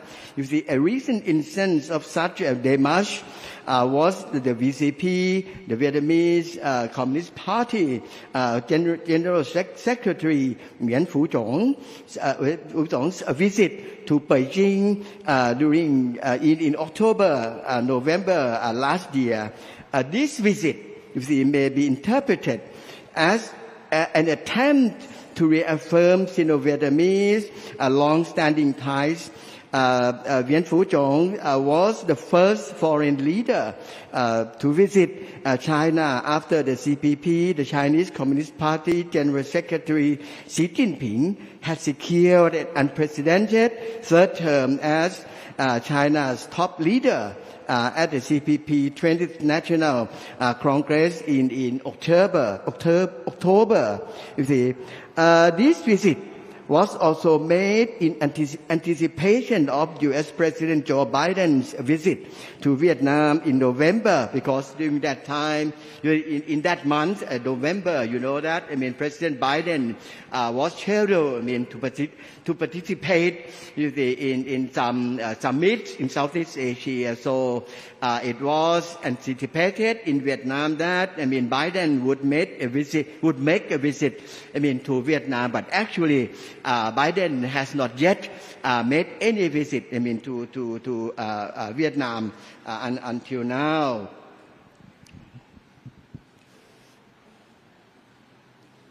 Though the new geopolitical landscape has complicated Vietnam's diplomatic maneuver, it has provided Hanoi with more options in the form of the diversity of countries it has come into relations with in the pursuit of its defense diplomacy. I would like to refer to a major principle of Vietnam's foreign policy that it has pursued since Doi Moi, and that is a diversification of Vietnam's foreign relations. Such diversification naturally endows it with greater resiliency in the conduct of its defense diplomacy. This is another thing that is important with regard to Vietnam's defense diplomacy. Apart from autonomy, and then this thing we call resiliency. This diversification of its foreign relations has endowed Vietnam with greater resiliency in the conduct of its defense diplomacy, and actually in the pursuit of its foreign relations in general, either in its soft or hard balancing form. Vietnam has developed and maintained security and defense cooperation, which covers transfers of military hardware and equipment with countries like Russia, the former ally, since the Cold War period. And even today, Russia has remained Vietnam's major arms supplier. So Vietnam has still retained this relationship, this important relationship with Russia. And India, Russia and India, apart from China, Russia and India has maintained relationship with Vietnam on the comprehensive strategic partnership level. Vietnam has maintained this highest level of relationship with only 3 countries, China, Russia, and India. You see, with such relationships, not only has Vietnam international stature been strengthened, but the range of its options for security and defense cooperation has been widened. This was the opportunity in the new geopolitical situation in this region, in Southeast Asia and beyond. Finally, I come to my conclusion. You see, I think implications of Vietnam's defense diplomacy for Southeast Asia in the new geopolitical situation may be considered in terms of what the regional states can learn from the Vietnamese experiences in the pursuit of its defense diplomacy. I do not mean that the other regional states would imitate Vietnam or use Vietnam as a model for its defense diplomacy. But I think the Vietnamese, you see, but these states, can learn, something important from the Vietnamese experiences. You see, Vietnam should be more or less credited for its success in maintaining its autonomy and room for maneuver, especially in its relations with China and the United States. In the intense Sino-US, not Sino-Vietnamese, it's a misprint, sorry. You see, in the intense Sino-US competition, Hanoi has managed not only to stay neutral in the sense of not not taking sides, but rather to remain independent. You see, we have been talking a lot about the regional states. Those in Southeast Asia in particular have been pursuing what we call hedging strategy, with the implication that these states have been trying hard not to take sides in the Sino-US competition. But you see, Vietnam has kind of gone beyond that. The matter, you see, what matters, for Vietnam is not simply to stay neutral in the sense of not taking sides, but to stay independent, to maintain autonomy, as I have said at the beginning. You see, in particular, Hanoi has made a point of not upgrading its relationship with the U.S. To the level of strategic partnership. It can thus maintain close, I would say very close, you see, relations with the U.S. without causing any hostile reaction from China. So in this respect, Hanoi can be said that, in this respect, we can say that Hanoi has succeeded in having its cake and eating its too, you see. Now, finally, you see, Vietnam may also be said to have acquired a greater resiliency through the diversification of its foreign relations. You see, in the new geopolitical context, Vietnam has not only survived, but also prospered. You know that, Vietnam has been the fastest growing economy in Southeast Asia, and its economy has been projected, to grow even further, you see. So Vietnam, as I said, has not only survived in the intense Sino-US competition, or in the complicating situation, the complicating new situation in Southeast Asia as a whole, but it has prospered.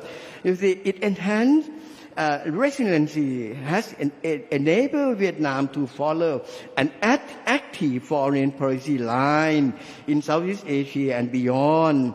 And this is also very important, you see, because small countries, you see, small countries are normally only reactive to major ones. You see, those in ASEAN in particular have been mostly reactive, to the major powers who have established, their presence in this region. But Vietnam has been able, to pursue a proactive role, and in doing this, in pursuing proactive role, it need not always be reactive to major powers. You see, some Vietnamese, analysts have even asserted that Hanoi now holds a trump card in its partnership with the U.S., at least in the sense that, the U.S. has been insisting that Vietnam upgrade, the relationship with the U.S., to that of the strategic, partnership, but Vietnam has so far delayed, in doing so. So, in this sense, it could be said that, Hanoi now holds a trump card in its partnership with the U.S. So, as I said, even though we do not expect the ASEAN countries to imitate or to adopt, Vietnam's model of defense diplomacy. But I think the regional states, have at least something to learn from the Vietnamese experiences. And that's all. And thank you for your attention. And I'm sorry for this inconvenience. Thank you very much, Dr. Thira Nutpriam. Now, I would like to invite our comment, Dr. Nicholas from Tohoku University, Japan. I think it's cool there, but please comment through Zoom. Yes, Nicholas, okay. Start. Yeah, can you hear me okay? Yes. Brilliant. Yeah, I'm very envious of your hot weather over there. I'm sitting here freezing in -2 degrees surrounded by snow. First of all, I'd like to thank you for inviting me on as the commentator for Thira Nutpriam's paper, which was incredibly informative and demonstrates the lessons that Vietnam can offer regional states in how to navigate the tricky geopolitical landscape. I think the paper touched a lot upon the aspect, the traumatic events of the post-Vietnam War that linger large in the collective memory of Vietnamese policymakers. That is, after the Vietnam War ended, Vietnam was forced to align itself with the Soviet Union. And this led to a formal military alliance, as well as Russia being able to use bases on Vietnamese soil. That led to punitive measures from China, as well as Vietnam being isolated on the world stage, partly a result of its invasion of Cambodia also. And this trauma really lingers large within Vietnamese collective memory making. So coming out of the post-Cold War, after following Doi Moi, Vietnam has really pursued a policy of what I call multi-directionalism. Some people call it diversification. And what this policy seeks to do, as Thira Nutpriam touched upon, is that it seeks to achieve the most amount of maneuverability, the most amount of autonomy that Vietnam can achieve without finding itself aligned to any one particular pole or power. And a Vietnamese diplomat recently remarked to me that Vietnamese diplomacy is like fine wine. It just gets better with age. And I think Vietnam has very much matured in its diplomatic efforts, particularly in recent years. And these are evidence in its myriad of comprehensive and strategic partnerships, its strong pursuance of free trade agreements, and its pursuit of multilateralism. And Vietnam diplomacy has sort of become a tool for Vietnam in itself to achieve a sense of autonomy and diversification in its relations. Now, and as we've entered the 2010s, as Professor Nupian noted a lot, Vietnam has seen a lot of tests to this multi-directional foreign policy. And it views these in a sense of challenges and opportunities. As he touched upon, Vietnam views relations as a sense of cooperation and struggle. This was a revolutionary way of viewing relations for Vietnam when it was first codified. Prior to this, Vietnam had viewed relations simply as sort of friend versus or enemy. You're either with us or against us. And the development of this struggle and cooperation concept gave Vietnam a sense of a greater sense of freedom in the way it conducted its relations with foreign nations. It allowed it to cooperate with countries where it viewed where that was beneficial, and also oppose against areas where it was detrimental to Vietnamese national interests, and has done so with quite success. As he's pointed out most recently, it has avoided aligning itself close with the U.S. As we've noted, it sort of holds the trump card in that regard. It's able to avoid punitive measures from China, because China views Vietnam tries to internationalize the dispute it has with China in the South China Sea through various mechanisms, through raising it at ASEAN meetings, through raising it with its bilateral partners, and through reaffirming international law. However, it has succeeded, but not getting too close to other partners, and it has faced a great deal of pressure in trying to deal with this. But the Chinese, when Vietnam talks about internationalizing this dispute, the Chinese often view this as trying to counteract against Chinese power by drawing in the United States. And so Vietnam is very careful not to push the boundaries too far with this.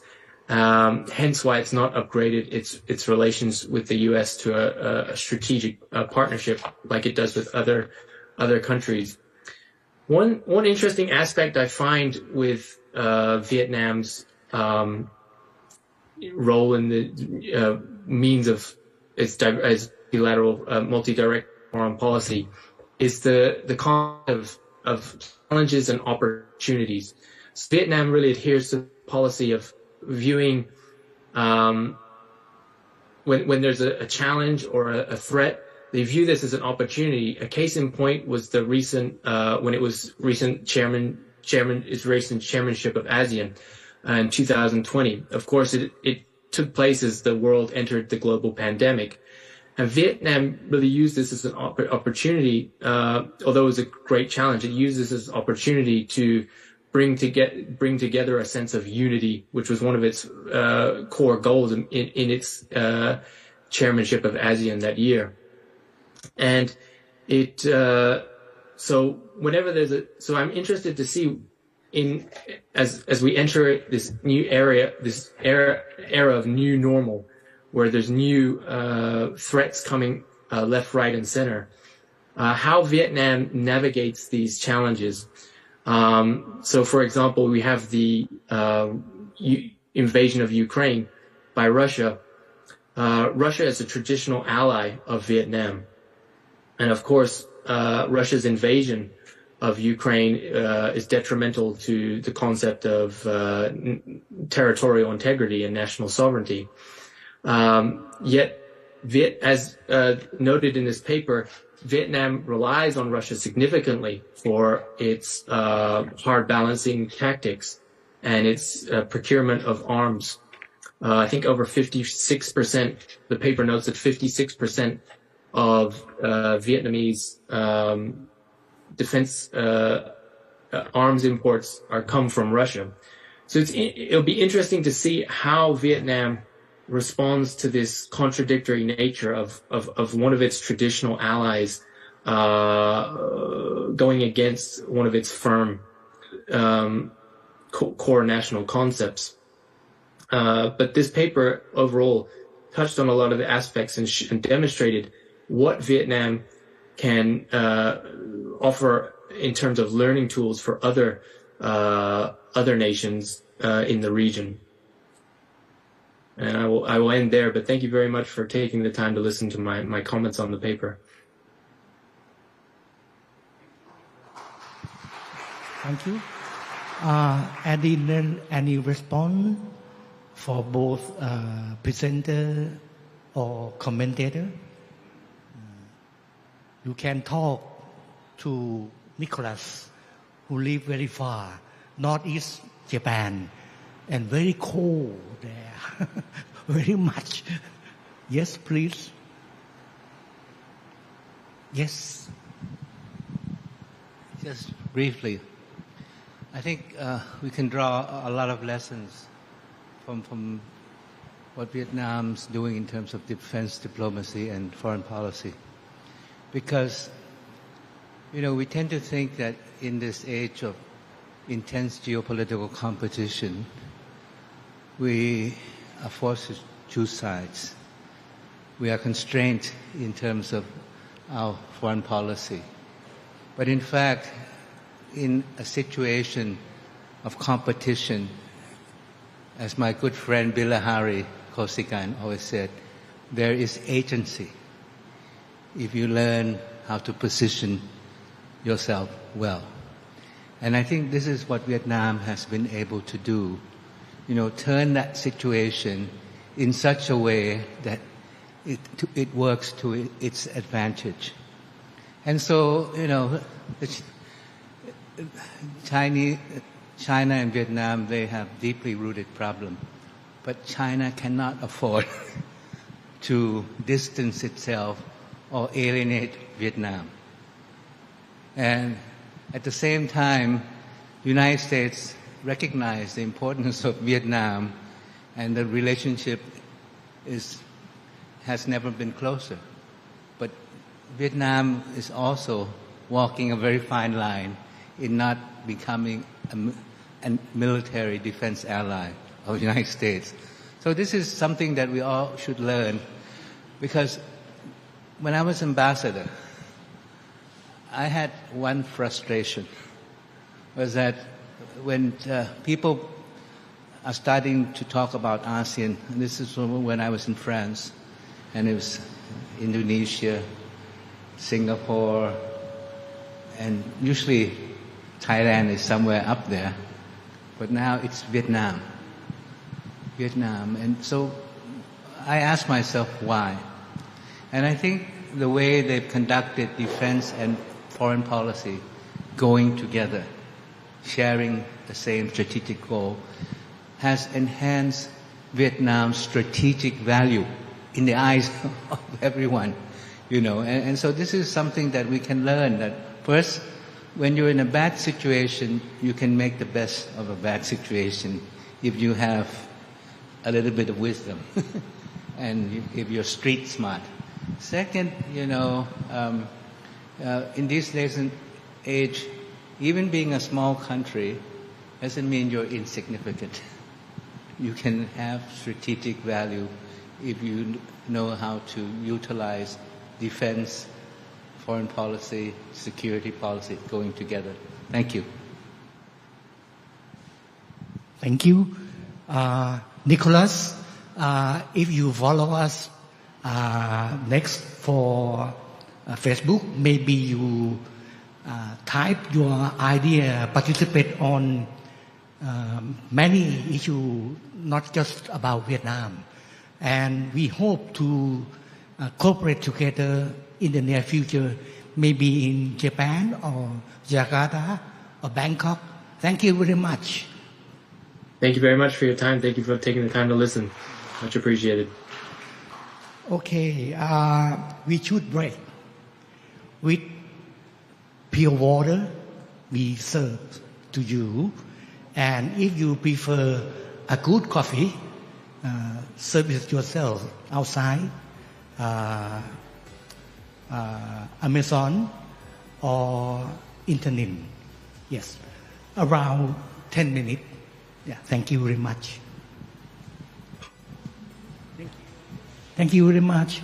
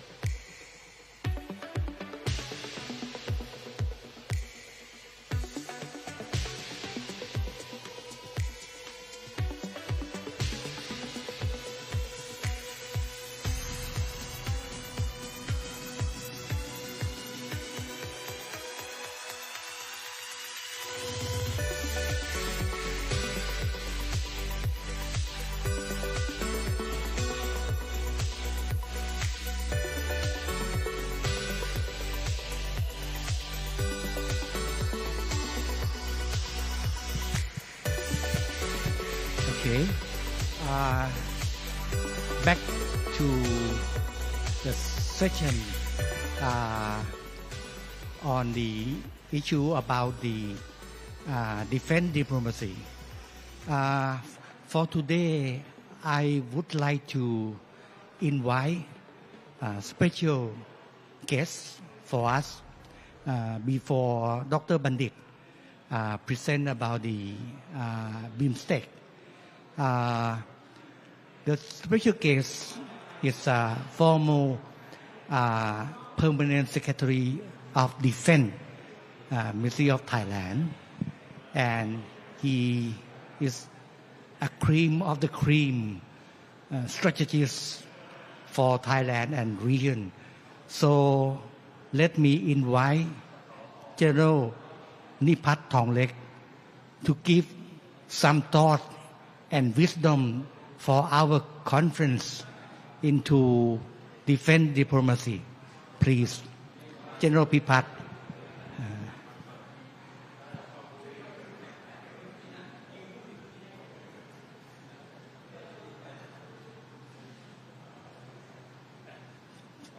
Please.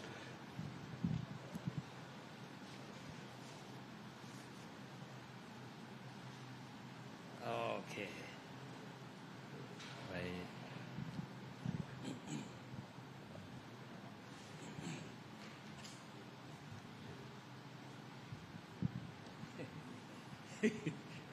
All right. A very good morning to all of you, ladies and gentlemen. First of all, I would like to thank you, Excellency Mr. Sihasak Phongketkao, the former Permanent Secretary of Foreign Affairs, who invited me to join this forum, and also Dr. Pawika, who she made a real quick send a letter of invitation to me. I'm not the commentator. I'm just only the participant that I want to share something with all of you. I think Excellency Sihasak would like me to focusing on something that existing about defense diplomacy. 15 years back, I was the Director General, Department of Border Affairs of the Supreme Command Headquarters, which responsible for all the relationship with neighboring countries. For Thailand, we have 4, you may not know, actually that we have 5 neighboring countries. Okay, I try to show you. I got slowly. All right. This is very significant for all of you. Let me talk to you briefly and locally for Thailand. You can see the length of the border that we can share first with Myanmar, 2,401 kilometers. What's going to happen if we don't have any mechanism to talk to them? Followed by the clockwise, and with Laos, 1,810, part of that is Mekong River, and part of that is land border.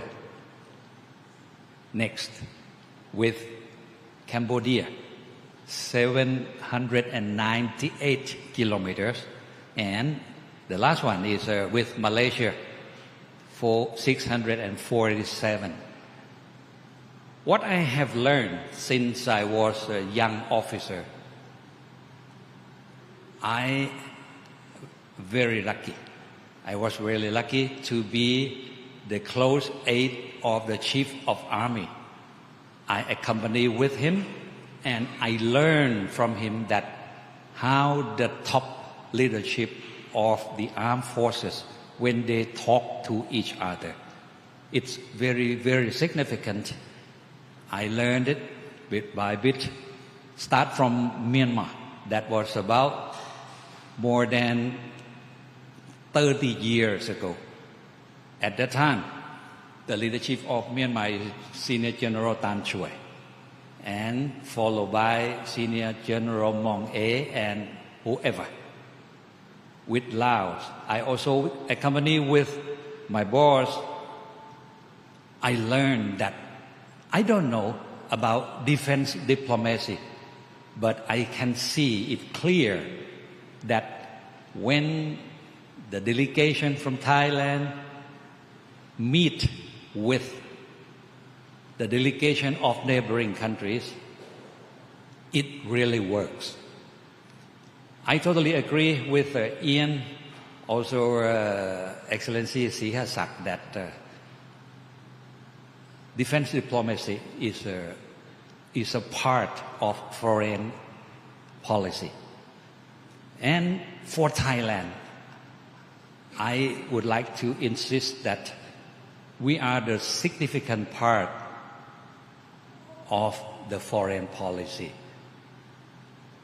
Again, for Myanmar, the upper level or the top level or the top leadership that we are going to meet annually, it's High Level Committee. The abbreviation is HLC. Both sides will led by Minister of Defense. We have an annual meeting, and from the Thai side and Myanmar side will be representative from Ministry of Foreign Affairs, Ministry of Commerce, Ministry of Public Health, so on and so forth. A big delegation. For Thai and Laos, we have different mechanisms existing now. We have GBC, General Border Committee, again led by Minister of Defense. We have annually meeting. Also the same with Cambodia, Thai Cambodia. We meet each other annually together with Malaysia. This is how it works for defense diplomacy. And before we go into the table to say something, we have our staff to talk privately, and we prepare all the issues that needs to be resolved before the chairman come together. This is I learned from Ministry of Foreign Affairs. And I can tell you that the success of almost every negotiation, it's not on the table. I learned this word from Sihasak, that 4 eyes meeting. Both the top leadership talk to each other privately. They can negotiate, blah, blah, blah, blah. And then they made a decision and then come back to the table.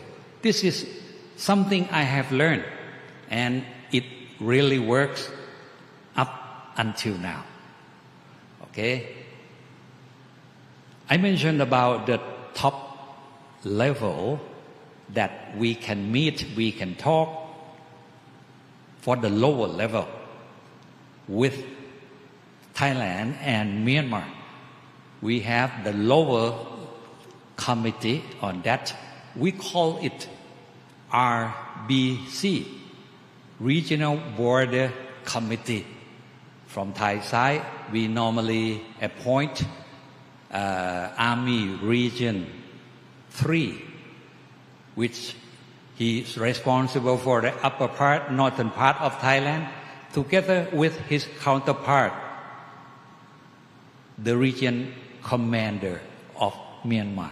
So this is the lower level, and the very most effective mechanism or the forum that we are doing a great job up to now is TBC, Township Border committee. We established 5 TBCs. The northern one is in Chiang Rai, and the southernmost is in Ranong. From both sides, we appoint and we know each other that every incident will be resolved locally. Do not bring it into the capital of Bangkok. Do your own business. Negotiation is happened almost of the time. This is some of the example that I can show you. This is the concrete evidence, the concrete mechanism of defense diplomacy that I was an operator for more than 4 years as a Director General of this department. I asked my colleagues in Myanmar, in Laos and Cambodia, they all have this kind of mechanism to talk to their neighboring country. For example, Laos, they have this kind of committee, the joint committee between Laos and Vietnam. It really works. I would like to say that everything from my side, from the military background, we always talk to Ministry of Foreign Affairs first. What is the policy? What is the goal or the objective of this? Blah, blah, anything. National interest or something like that. We resolve almost every problems or many challenges. For example, you may hear the word, General Jertwood, General Tiwa, who is my colleague here, we all aware of the word non-traditional threat. It means that the threat now to Thailand seems like it's not a battle, it's not a fighting by tanks or aircraft or whatever. Some example of non-traditional threat, it means, Mr. Sisak already mentioned that illegal migrants, pandemic, arms smuggling, human trafficking. The mechanism that I mentioned, they all cooperate, they collaborate each other with neighboring country to resolve all those problems. The most and very, they work hard. I can tell you that in Ranong, which is, we have our friends from Myanmar more than the Thai people in Ranong. So something happened that we have to negotiate to take them back, bring them in, how to take care of them in terms of medical care, health care, something like that. In the last 2 years, we had a problem with the pandemic. Thousands and thousands of the people from Burma entered to Thailand. We used the TBC, Township Border Committee, to work together, and we vaccinated them for the vaccine. Okay? This is just only Myanmar, but along the border with our neighboring country, we still doing this. Okay, keep in mind that Department of Border Affairs, Supreme Command Headquarters is a secretariat for all these meetings, and we gather all on collecting the result of the meeting and the way ahead, what we gonna do, what we gonna share with neighboring countries. Peace, prosperity, and we are very lucky that border trade. That's billion, worth than more than that.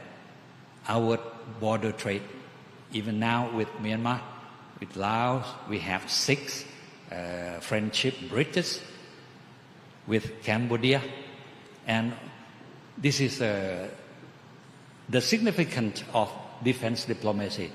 One of the examples that I can show you, I can share with you, that our neighboring countries, or even for the Thai side, we strongly recommend and we very encouraging to open more and more border paths, because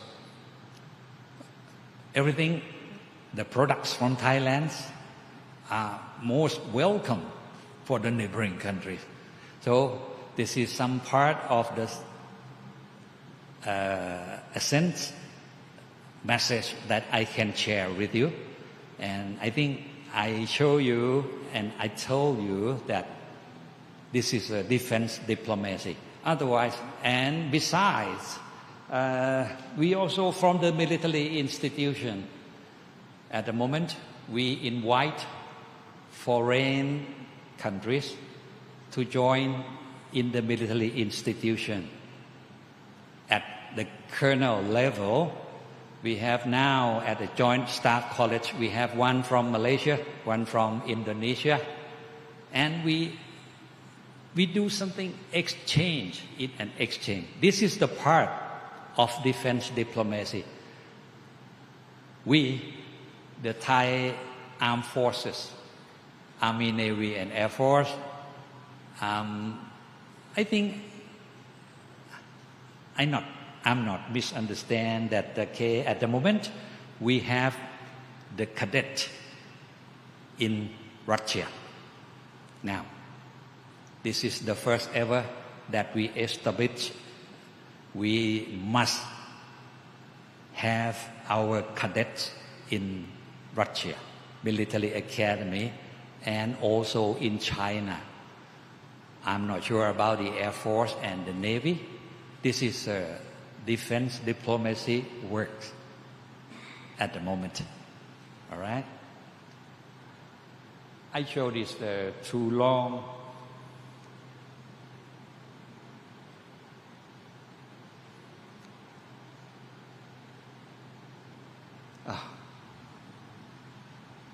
For God's sake.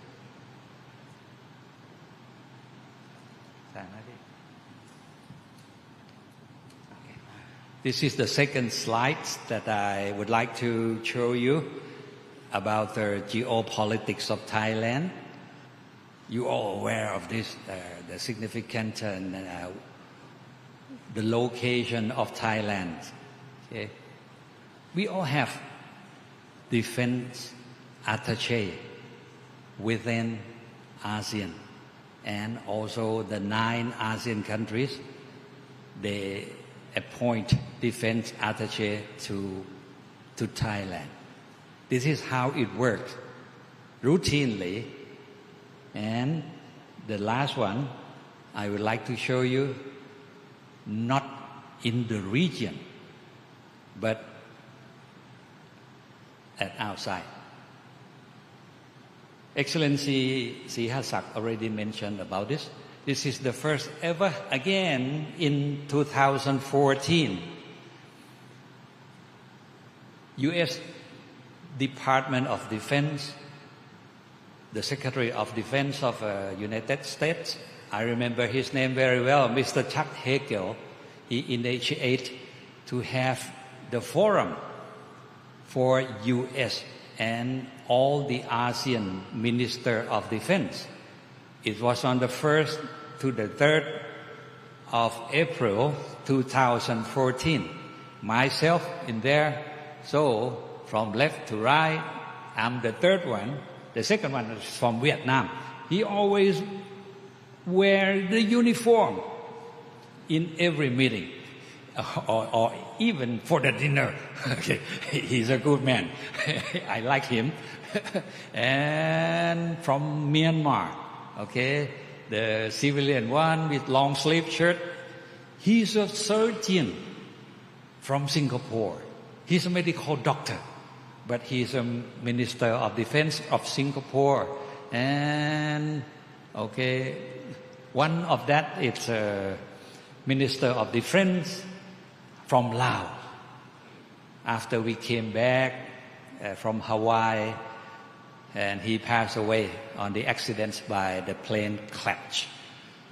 What U.S. try to establish close ties with ASEAN, it works.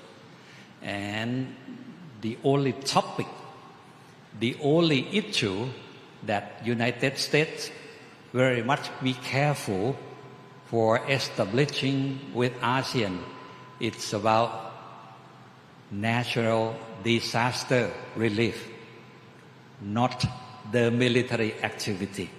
This is such a very smart and one of the things that we still working on that. Okay, and I just, to my memory, one of the best practices for ASEAN, I initiate that in the meeting. It's about military medicine. It means that all military medical doctors in ASEAN, we join together, exchange of visit and exchange in terms of scholars and the invitation to be working together. This is something concrete that I would like to share with you. That's all. Thank you so much. Thank you. Thank you so much. And again, Excellency Sihasak, he invited me to join this. I would like to tell you the truth that you make my life a little bit more trouble on this. Thank you so much. Thank you. Okay, the time for BIMSTEC, Security Cooperation, Dr. Bandit. Yeah. Dr. Bandit now is a lecturer at the Islamic International Studies, Chulalongkorn University. However, he is a close friend of the IAS who specialize on South Asia. Please. May I have microphone?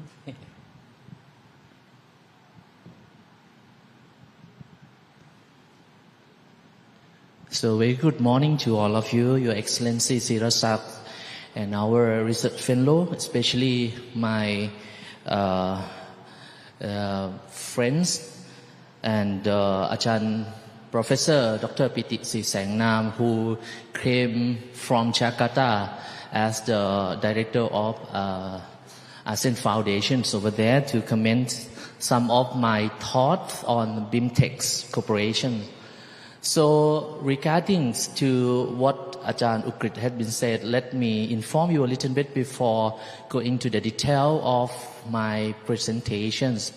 So I'm not very much expert on the security unit because I'm myself interested on South Asia. I'm still working on the projects under the title of developing expertise in South Asia, but yet nobody called as me expert. Still, I'm not, so no doubt that we are not, very much engaged with the security cooperation. But anyhow, Professor Ukrit had been approached to me and we have been discussed several times, talking much about the defense diplomacy. So we thought that what is the defense diplomacy in South Asia? I'm trying to find out some of the thoughts in the BIMSTEC perspective. So why BIMSTEC is important?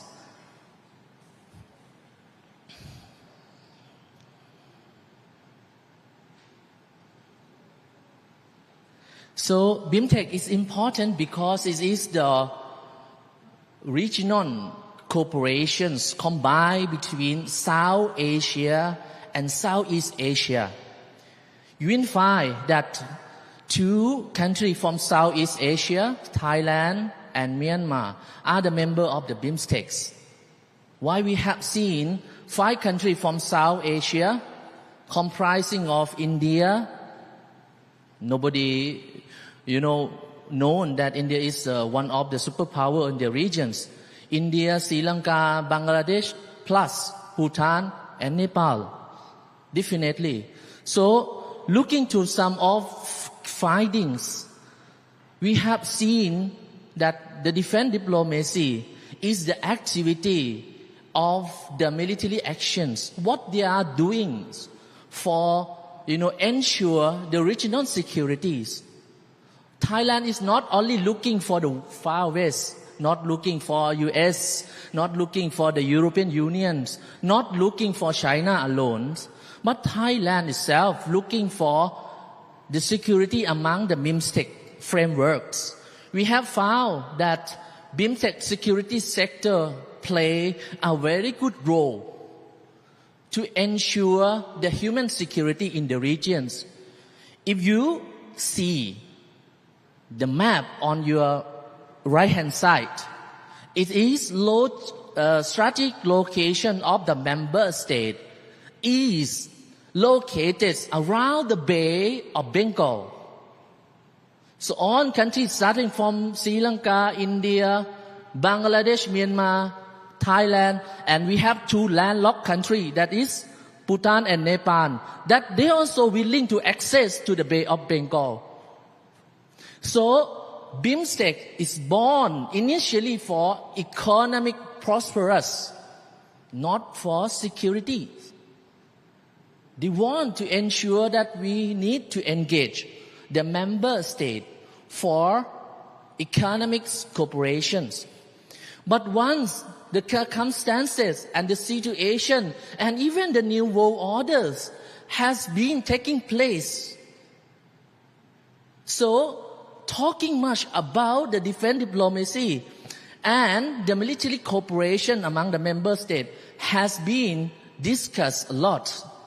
We have found 1.5 BIMSTEC security dialogue forums which had initiated since 2017 in New Delhi. And this year is the opportunity for Thailand, because Thailand is a share of BIMSTEC between 2022 and 2023. This is the opportunity for Thailand to enhancing cooperation, not only for the economic cooperation, but also in the security cooperations. Now, looking for the sector of the BIMSTEC, you will see that India is the leading loan for security. What they are focusing? They are focusing on counter-terrorism. They are focusing on transnational crimes, disaster management and energy securities. But when I look to the detail of the discussion, they are not only concerned for the traditional security, but also concerned on the non-traditional security. They also already discussed with space security, discuss about the human security, discuss about medical service among the member states when the COVID took place. So Thailand is the leading loan for connectivity. So doesn't mean that the BIMSTEC alone work for multi-sector, but it needs to ensure a lot of cooperations. For example, Bangladesh is looking for trade and investment. Bhutan is looking for environment and climate change. Myanmar is looking for food security. Nepal, people-to-people contacts. Sri Lanka is leading for science and technology development. And of course, Thailand is looking for connectivity. So when I look to the implementations of the BIMSTEC corporations, we found a lot of dynamics movings among the BIMSTECs. What we have seen they are discussing on the plan of action to enhance maritime securities. So if you look to the map and you look to the geopolitics in South Asia, Bay of Bengal is the background of economic prosperities. We have very rich natural resources. And of course, concerning to the economic corporations, without security cooperation is not possible. We have seen enhancing space security and also BIMSTEC working groups for collective strategy for common response. So all the countries has come together. I think that last year, 2022, has been hosted, in Thailand and discussed the several issues related under the theme of number 4, which I would like to emphasize. That is track 1.5 BIMSTEC security dialogue forums, with not only the security unit officer and the diplomat, but also they include the scholar who are involved, with securities. They are involved with the paper. They are working on the security corporations. They are also having humanitarian assistance and disaster relief. This is a part of non-traditional corporations. And also even, Himalayan ecological system looking for the sustainability of the natural interests, capacity building in the security related to sector, what I have said, and lastly, BIMSTEC information sharing center. This has been discussed, or the dynamic. What is, the security issues has been found in my study. We have seen that each and every country have their own security threats. What we have seen in Bangladesh, after the incidents of killing of national fathers, Sheikh Mujibur Rahman, we have seen the Islamic extremism in Bangladesh. We have seen Bhutan's security disrupted due to the threats associated with terrorism and violent extremism. Also, India, we have seen they are facing with radicalizations and terrorism. Myanmar security force that they are challenging with the terrorist actions and security corporations. Why Nepal have concern to the counter-Maoist insurgency and the domestic political unrest. We have seen Sri Lanka facing a complicated problem, even terrorism and internal extremism. And lastly, Thailand also. We look like very peaceful country, but we are still having problem in the southern part of Thailand where the violation is still going on. So these are the problem of the individual states of the BIMSTECs. On the other hand, we can see that the sea line of communication, or in short, SLOCS, of maritime trades. It is quite important because if you look to the maritime trades, 95% of ship containers crossing the Bay of Bengal, or let's say Indian Oceans, before coming to the Strait of Malacca. So, they need to ensure that regional security corporations, with the international interest and national interest should be there. So, the maritime security is also concerning to the coming of China in Sri Lanka as well, where India is worrying about the coming of China maritime or China navals, in Sri Lanka as well. So look, India alone since in 2015, what the India working for the defense diplomacy. I try to find out a lot of military activity which India joining, not only Thailand, but also try to approach many countries apart from the BIMSTEC countries, such as Singapore, Indonesia, USA, India, BIMSTEC alone. They are invited a lot of military trainings to ensure the regional securities. And it is the part of India initiative for the defense diplomacy.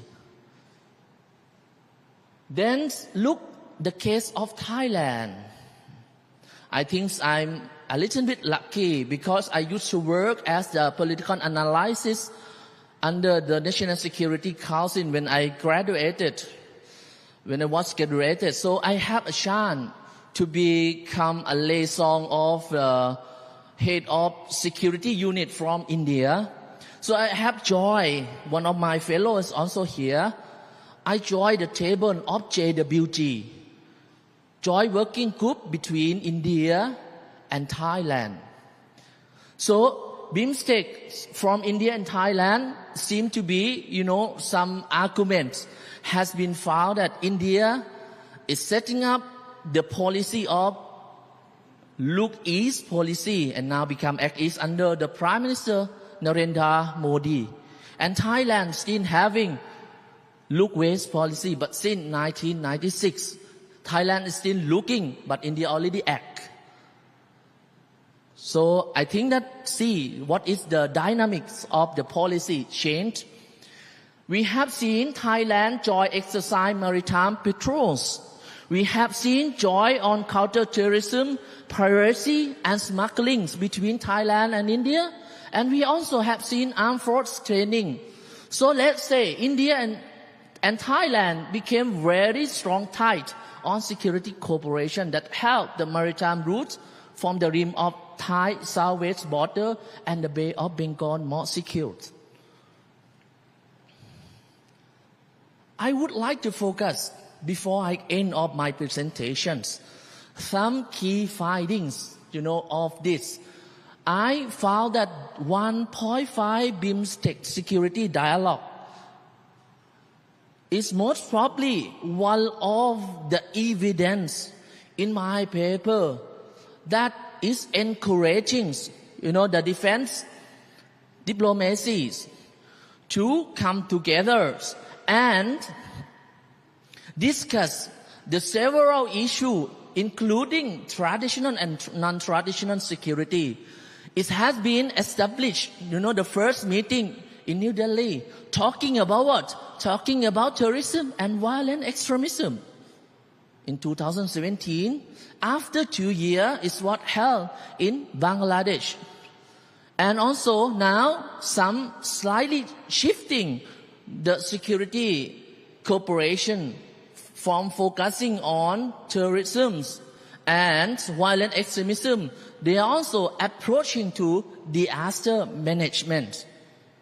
And lastly, I think I still need some more time to find out the outcome of the meeting recently, in 2022. But Leslie, they're still working on the situations, emphasizing on the situation of terrorism and transnational crimes in the region, and also including to ensure the maritime securities. So these are a lot of key findings. Maybe I will be a little bit briefly, see what is my key finding of the study. The key finding is, of course, the BIMSTEC diplomacy is also Focusing on non-traditional security and traditional security, we have seen 1.5 BIMSTEC dialogue is working, and concretely, we have seen they are focusing on the regional prosperities. We have seen that they are wondering for the Chinese occupation in the Indian Oceans. We have seen lastly that the BIMSTEC security cooperations still lacking define its structure, policy and roadmap for engaging the member countries. Thank you.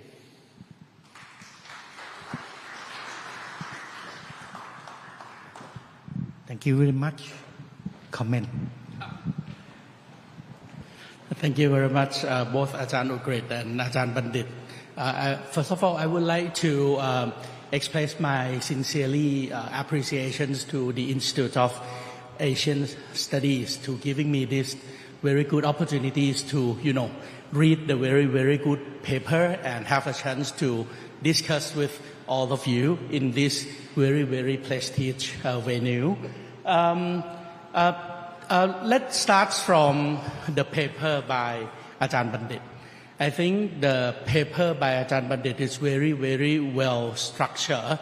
Start from the introductions, talk about BIMSTEC security sectors, focus on the current situations, the current issues of the BIMSTEC security threat right now, and then talk about the roles of India, who is the, I can say, the key persons who in charge on the security cooperations among the 7 BIMSTEC member states.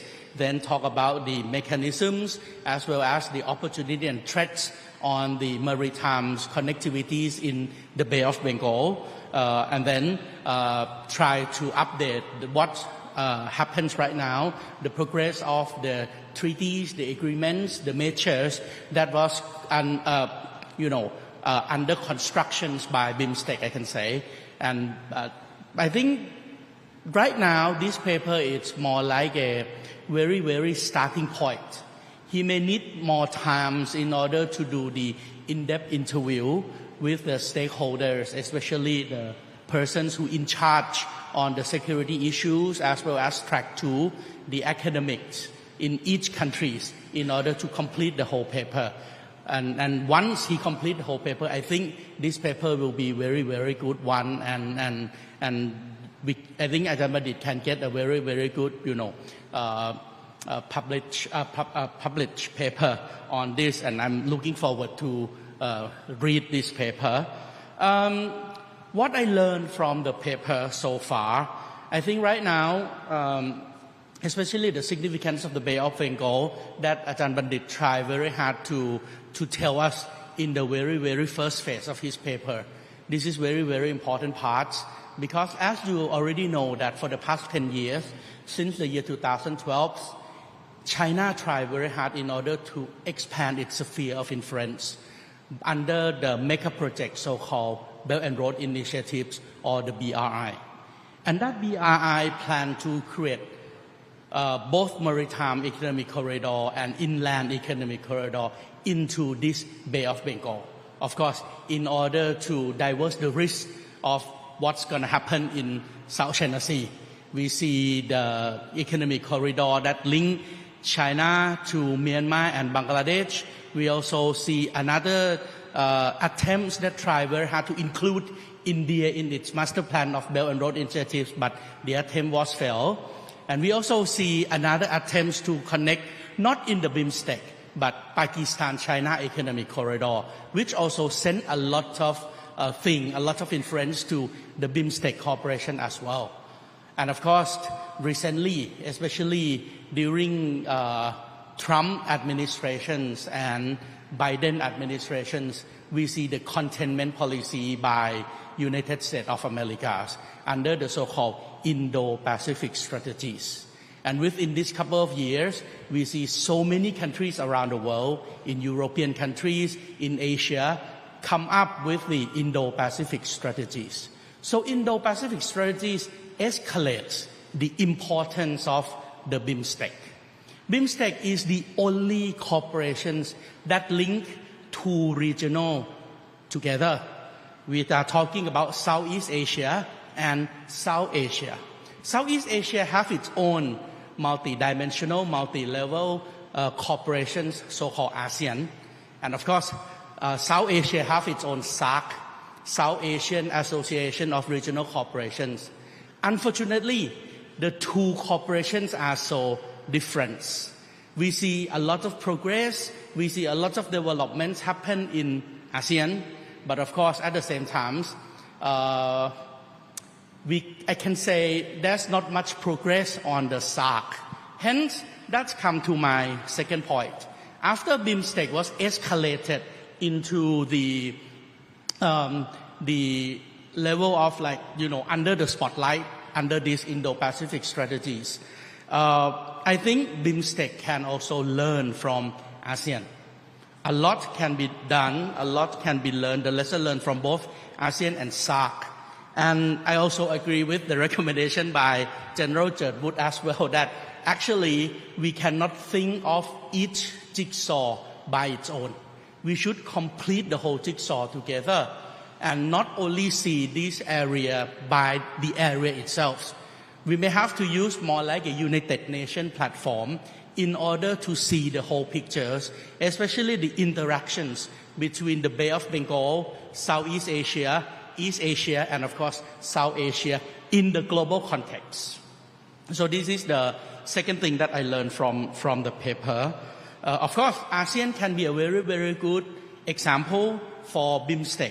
For example, if you compare between BIMSTEC charters and ASEAN charters, ASEAN charters have a very, very good thing that, in Article 1 of ASEAN, they call it purposes of ASEAN.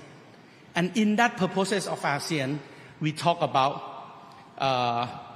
to ensure the people of ASEAN member states to live in peace with the world at large in a just, democratic, and harmonious environment.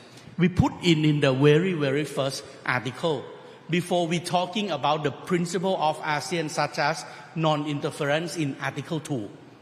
That's been the thing that is bigger than just the concept of non-interference. We talk about democratic, we talk about environment, we talk about good ecosystem to ensure the peace of the people. Hence, this is the thing that we don't see it like that in BIMSTEC Charter. Hence, this is the thing that we may have to discuss more on how to ensure the defense diplomatic in BIMSTEC. Okay, and then the third point, as the experience of the researcher, Chulalongkorn University by South Asian study centers and Indian study centers was endorsed by BIMSTEC as the BIMSTEC think tank. So for the past 5-6 years, I have a chance to attend so many BIMSTEC events, especially when they host the Track 2 International Conference. We sit down and talk to a lot of policymakers, a lot of scholars from 7 countries. They have brilliant ideas, a lot of brilliant ideas. They talk a lot. They keep talking and talking and talking until they enlarge BIMSTEC into 14 area of corporations. And then one day in 2018, Thailand started to think that if you keep enlarge your corporations by keep talking and talking and talking, but no implementations, BIMSTEC will be only the talk shop. Hence, we need to recategorize it. And then we recategorize that 14 area of corporations into 7 area and put one country to in charge in each one area. Hence, I think one big problem about BIMSTEC is that they are so brilliant. They have ton of idea on how to improve their corporations. Unfortunately, people keep study, keep talking, but nobody put their hand on in order to implement it. That is another thing that BIMSTEC need to make it happen in order to ensure the defense diplomacy. Thank you very much, ladies and gentlemen. Very good comment. Short and sharp. So I think we have more time to respond and discuss before I briefly comment for the morning session. Are there any response from yes?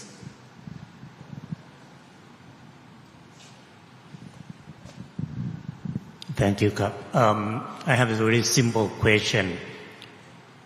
Could the BIMSTEC fix Myanmar problems? Because Myanmar is one of its members of the BIMSTEC, and I found that over 25 years of BIMSTEC, Myanmar always obstruct the progress of the cooperation within the BIMSTEC. I never heard any members of BIMSTEC put into the context of the security or anything else to talk about Myanmar issue within the BIMSTEC. Thailand this year chaired the BIMSTEC. So what's the idea that you have a suggestion for the chair of the BIMSTEC to have fixed any problems? Thank you. Are there any response? Question? Smile? Okay. I think for Myanmar issues, I think we have to use the words that recently used by Prime Minister Anwar Ibrahim, as well as this word. I think the people that make this word very, very famous is my late Ajahn Surin Pitsuwan, the constructive engagements. That is the thing that we need very much in order to help Myanmar transition into a peace, into a democracy state. But of course, this is my personal idea as the researchers who conduct research on Myanmar and ASEAN for almost 20 years. I think maximum pressure, keep boycott, embargoes, and try very hard to not participate with Myanmar is the wrong idea. Because if you put a very strong pressure into Myanmar like that, Burmese people, minority people, is the group who is suffer. Their military hunters, they are so rich. Once I have a chance to visit their home, they have giraffe as a pet. For people who have giraffe as a pet, they don't care any damn on the embargoes or boycott, right? They have tons of money to buy things to make themselves very, very comfortable. But peoples of Myanmar, if you keep pushing hard and hard and hard until they cannot live their life properly, they are the vulnerable groups. Hence, constructive engagement. Of course, we have to be clear that coup is the wrong move. Coup is unacceptable. But of course, it's already done. We don't have time machine to redo it. So we have to accept what is done is done. But we have to move forward and keep saying you are doing wrong thing. But of course, we have to let go. We have to find a way to compromise. And in order to solve the Myanmar issues, you cannot just leave Myanmar alone. Because if you keep driving Myanmar alone, it will be like a rogue state, rogue nations. And when they run out of international reserve, at the end of the day, they will reproduce that heroin and cocaine and export to the whole world. We see a lot of countries that support people defense force, minority people by support the arms. The question is, if I'm the head of the minority armed force and I received that weapons from outsider, especially from the countries that have potential with the weapon industry. I don't see potential in Thailand, in Malaysia, or in Singapore, but I see this potential in a very, very far away countries that keep supply them the weapons. The question is, when I get the weapons, will I use that weapons, all of them, to fight against the Min Aung Hlaing regimes, or I sell it maybe half of them, in order to feed my families, in order to feed my staff. And that creates the problem of armed trafficking. That creates the problem of drug trafficking. That creates the problems of human trafficking, which we don't want this kind of thing to happen. We have to learn from what happened in the Third Indo-China War, Cambodia War, back in late 1970s to 1990, that you cannot just let them fight until they die, but you have to engage them. The more engagement in a very, very constructive way is the only way to solve these Myanmar issues. And good thing is what? Recently we just see Prime Minister Anwar Ibrahim visit Thailand. And he talked directly to Prime Minister Prayut Chan-o-cha. You are in the well placed in order to voice what ASEAN needs to Myanmar. What does it mean?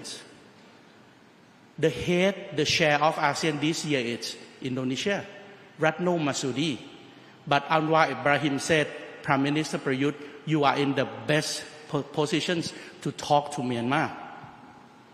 So it sends the signal that actually what Thailand have been done for the past couple of years, 2 years actually, related to Myanmar, especially the humanitarian corridor and everything.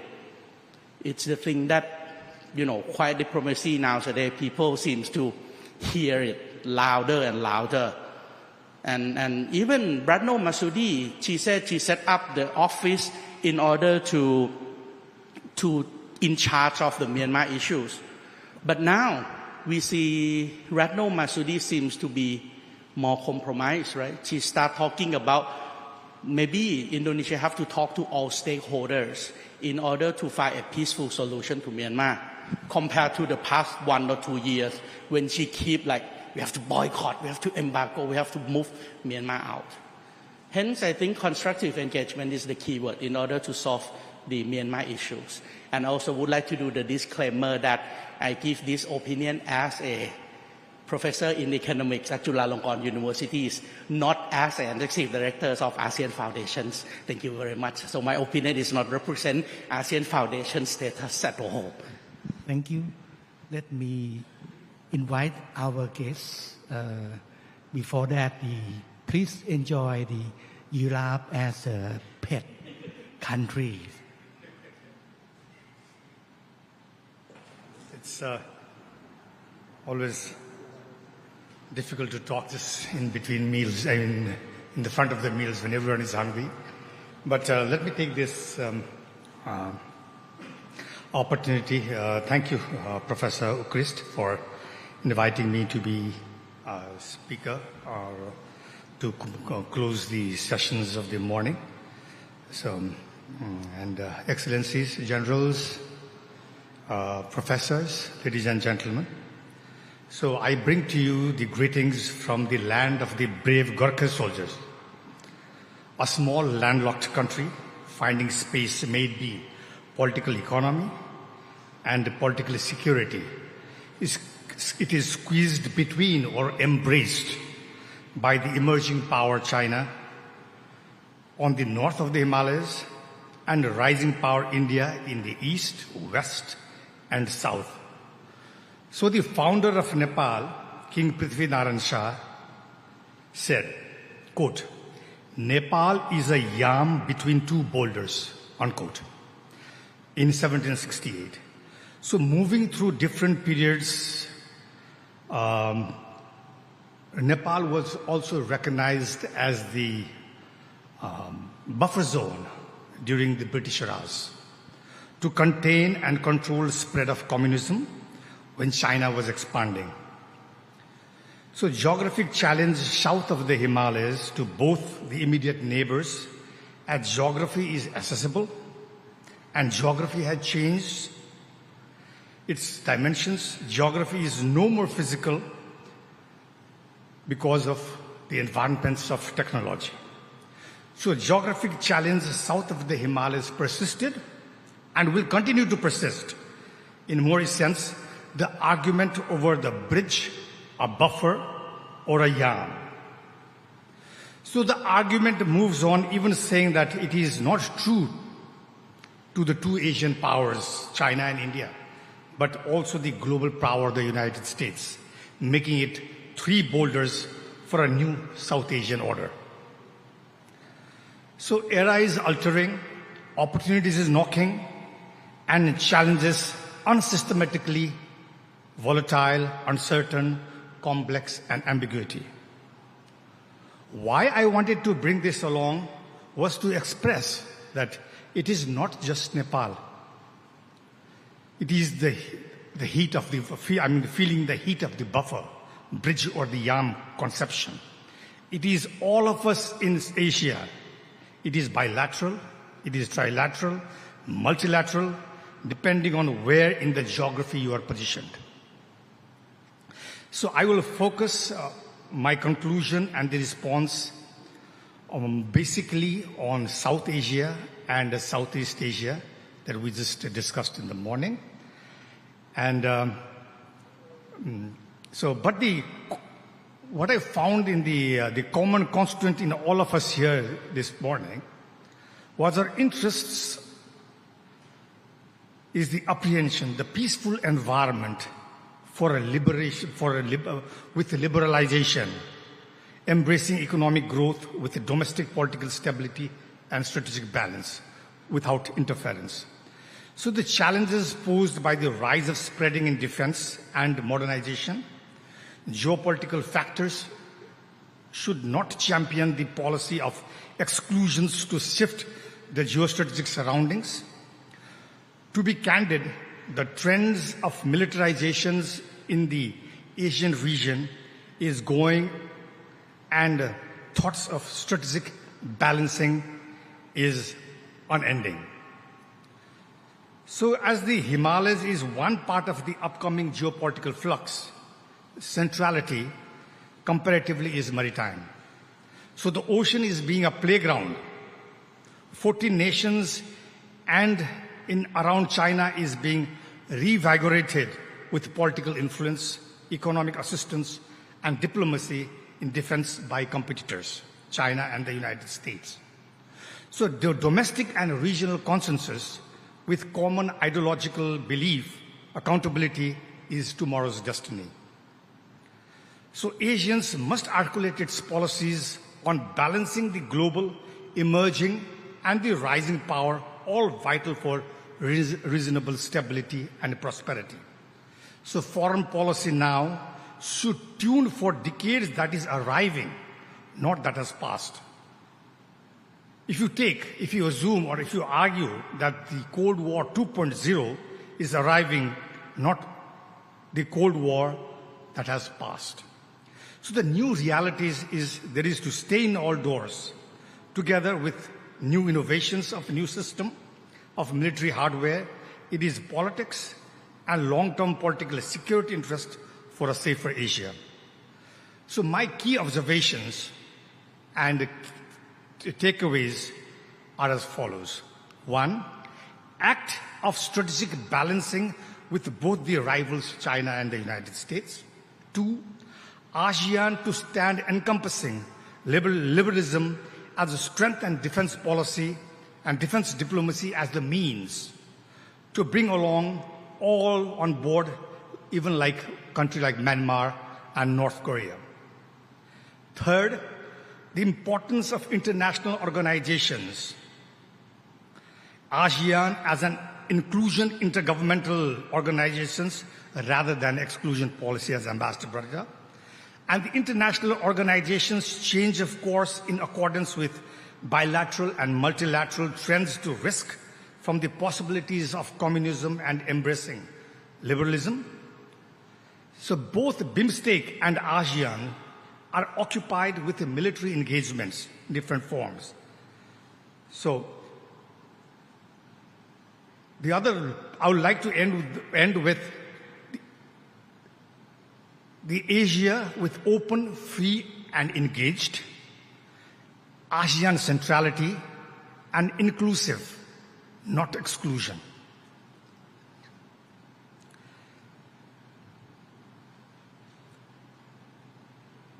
And the other that was not brought out, I think, was the importance of the environment that South Asia and Southeast Asia will play, from the ocean to the Himalayas and from the Himalayas to the ocean.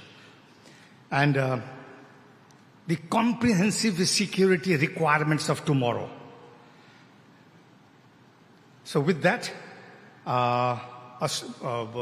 let me end that the whole thing has come out as how do we all become a strength, BIMSTEC and ASEAN come together to become a strength to live in peace.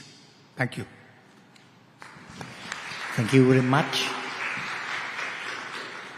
I think the time for close the morning session is come, and we enjoy the many topics to discuss, overview of defense diplomacy, challenge, and we explore on some major country, for example, for Vietnam.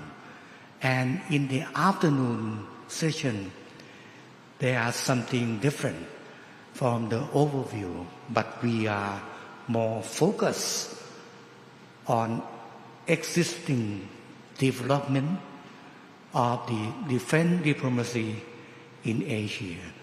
Let me remind you our major question of the research topic is Reshaping Geopolitics in Asia. Big question mark. Is relevant on this or not? Thank you. Meet you again in the same room after lunch. Thank you very much.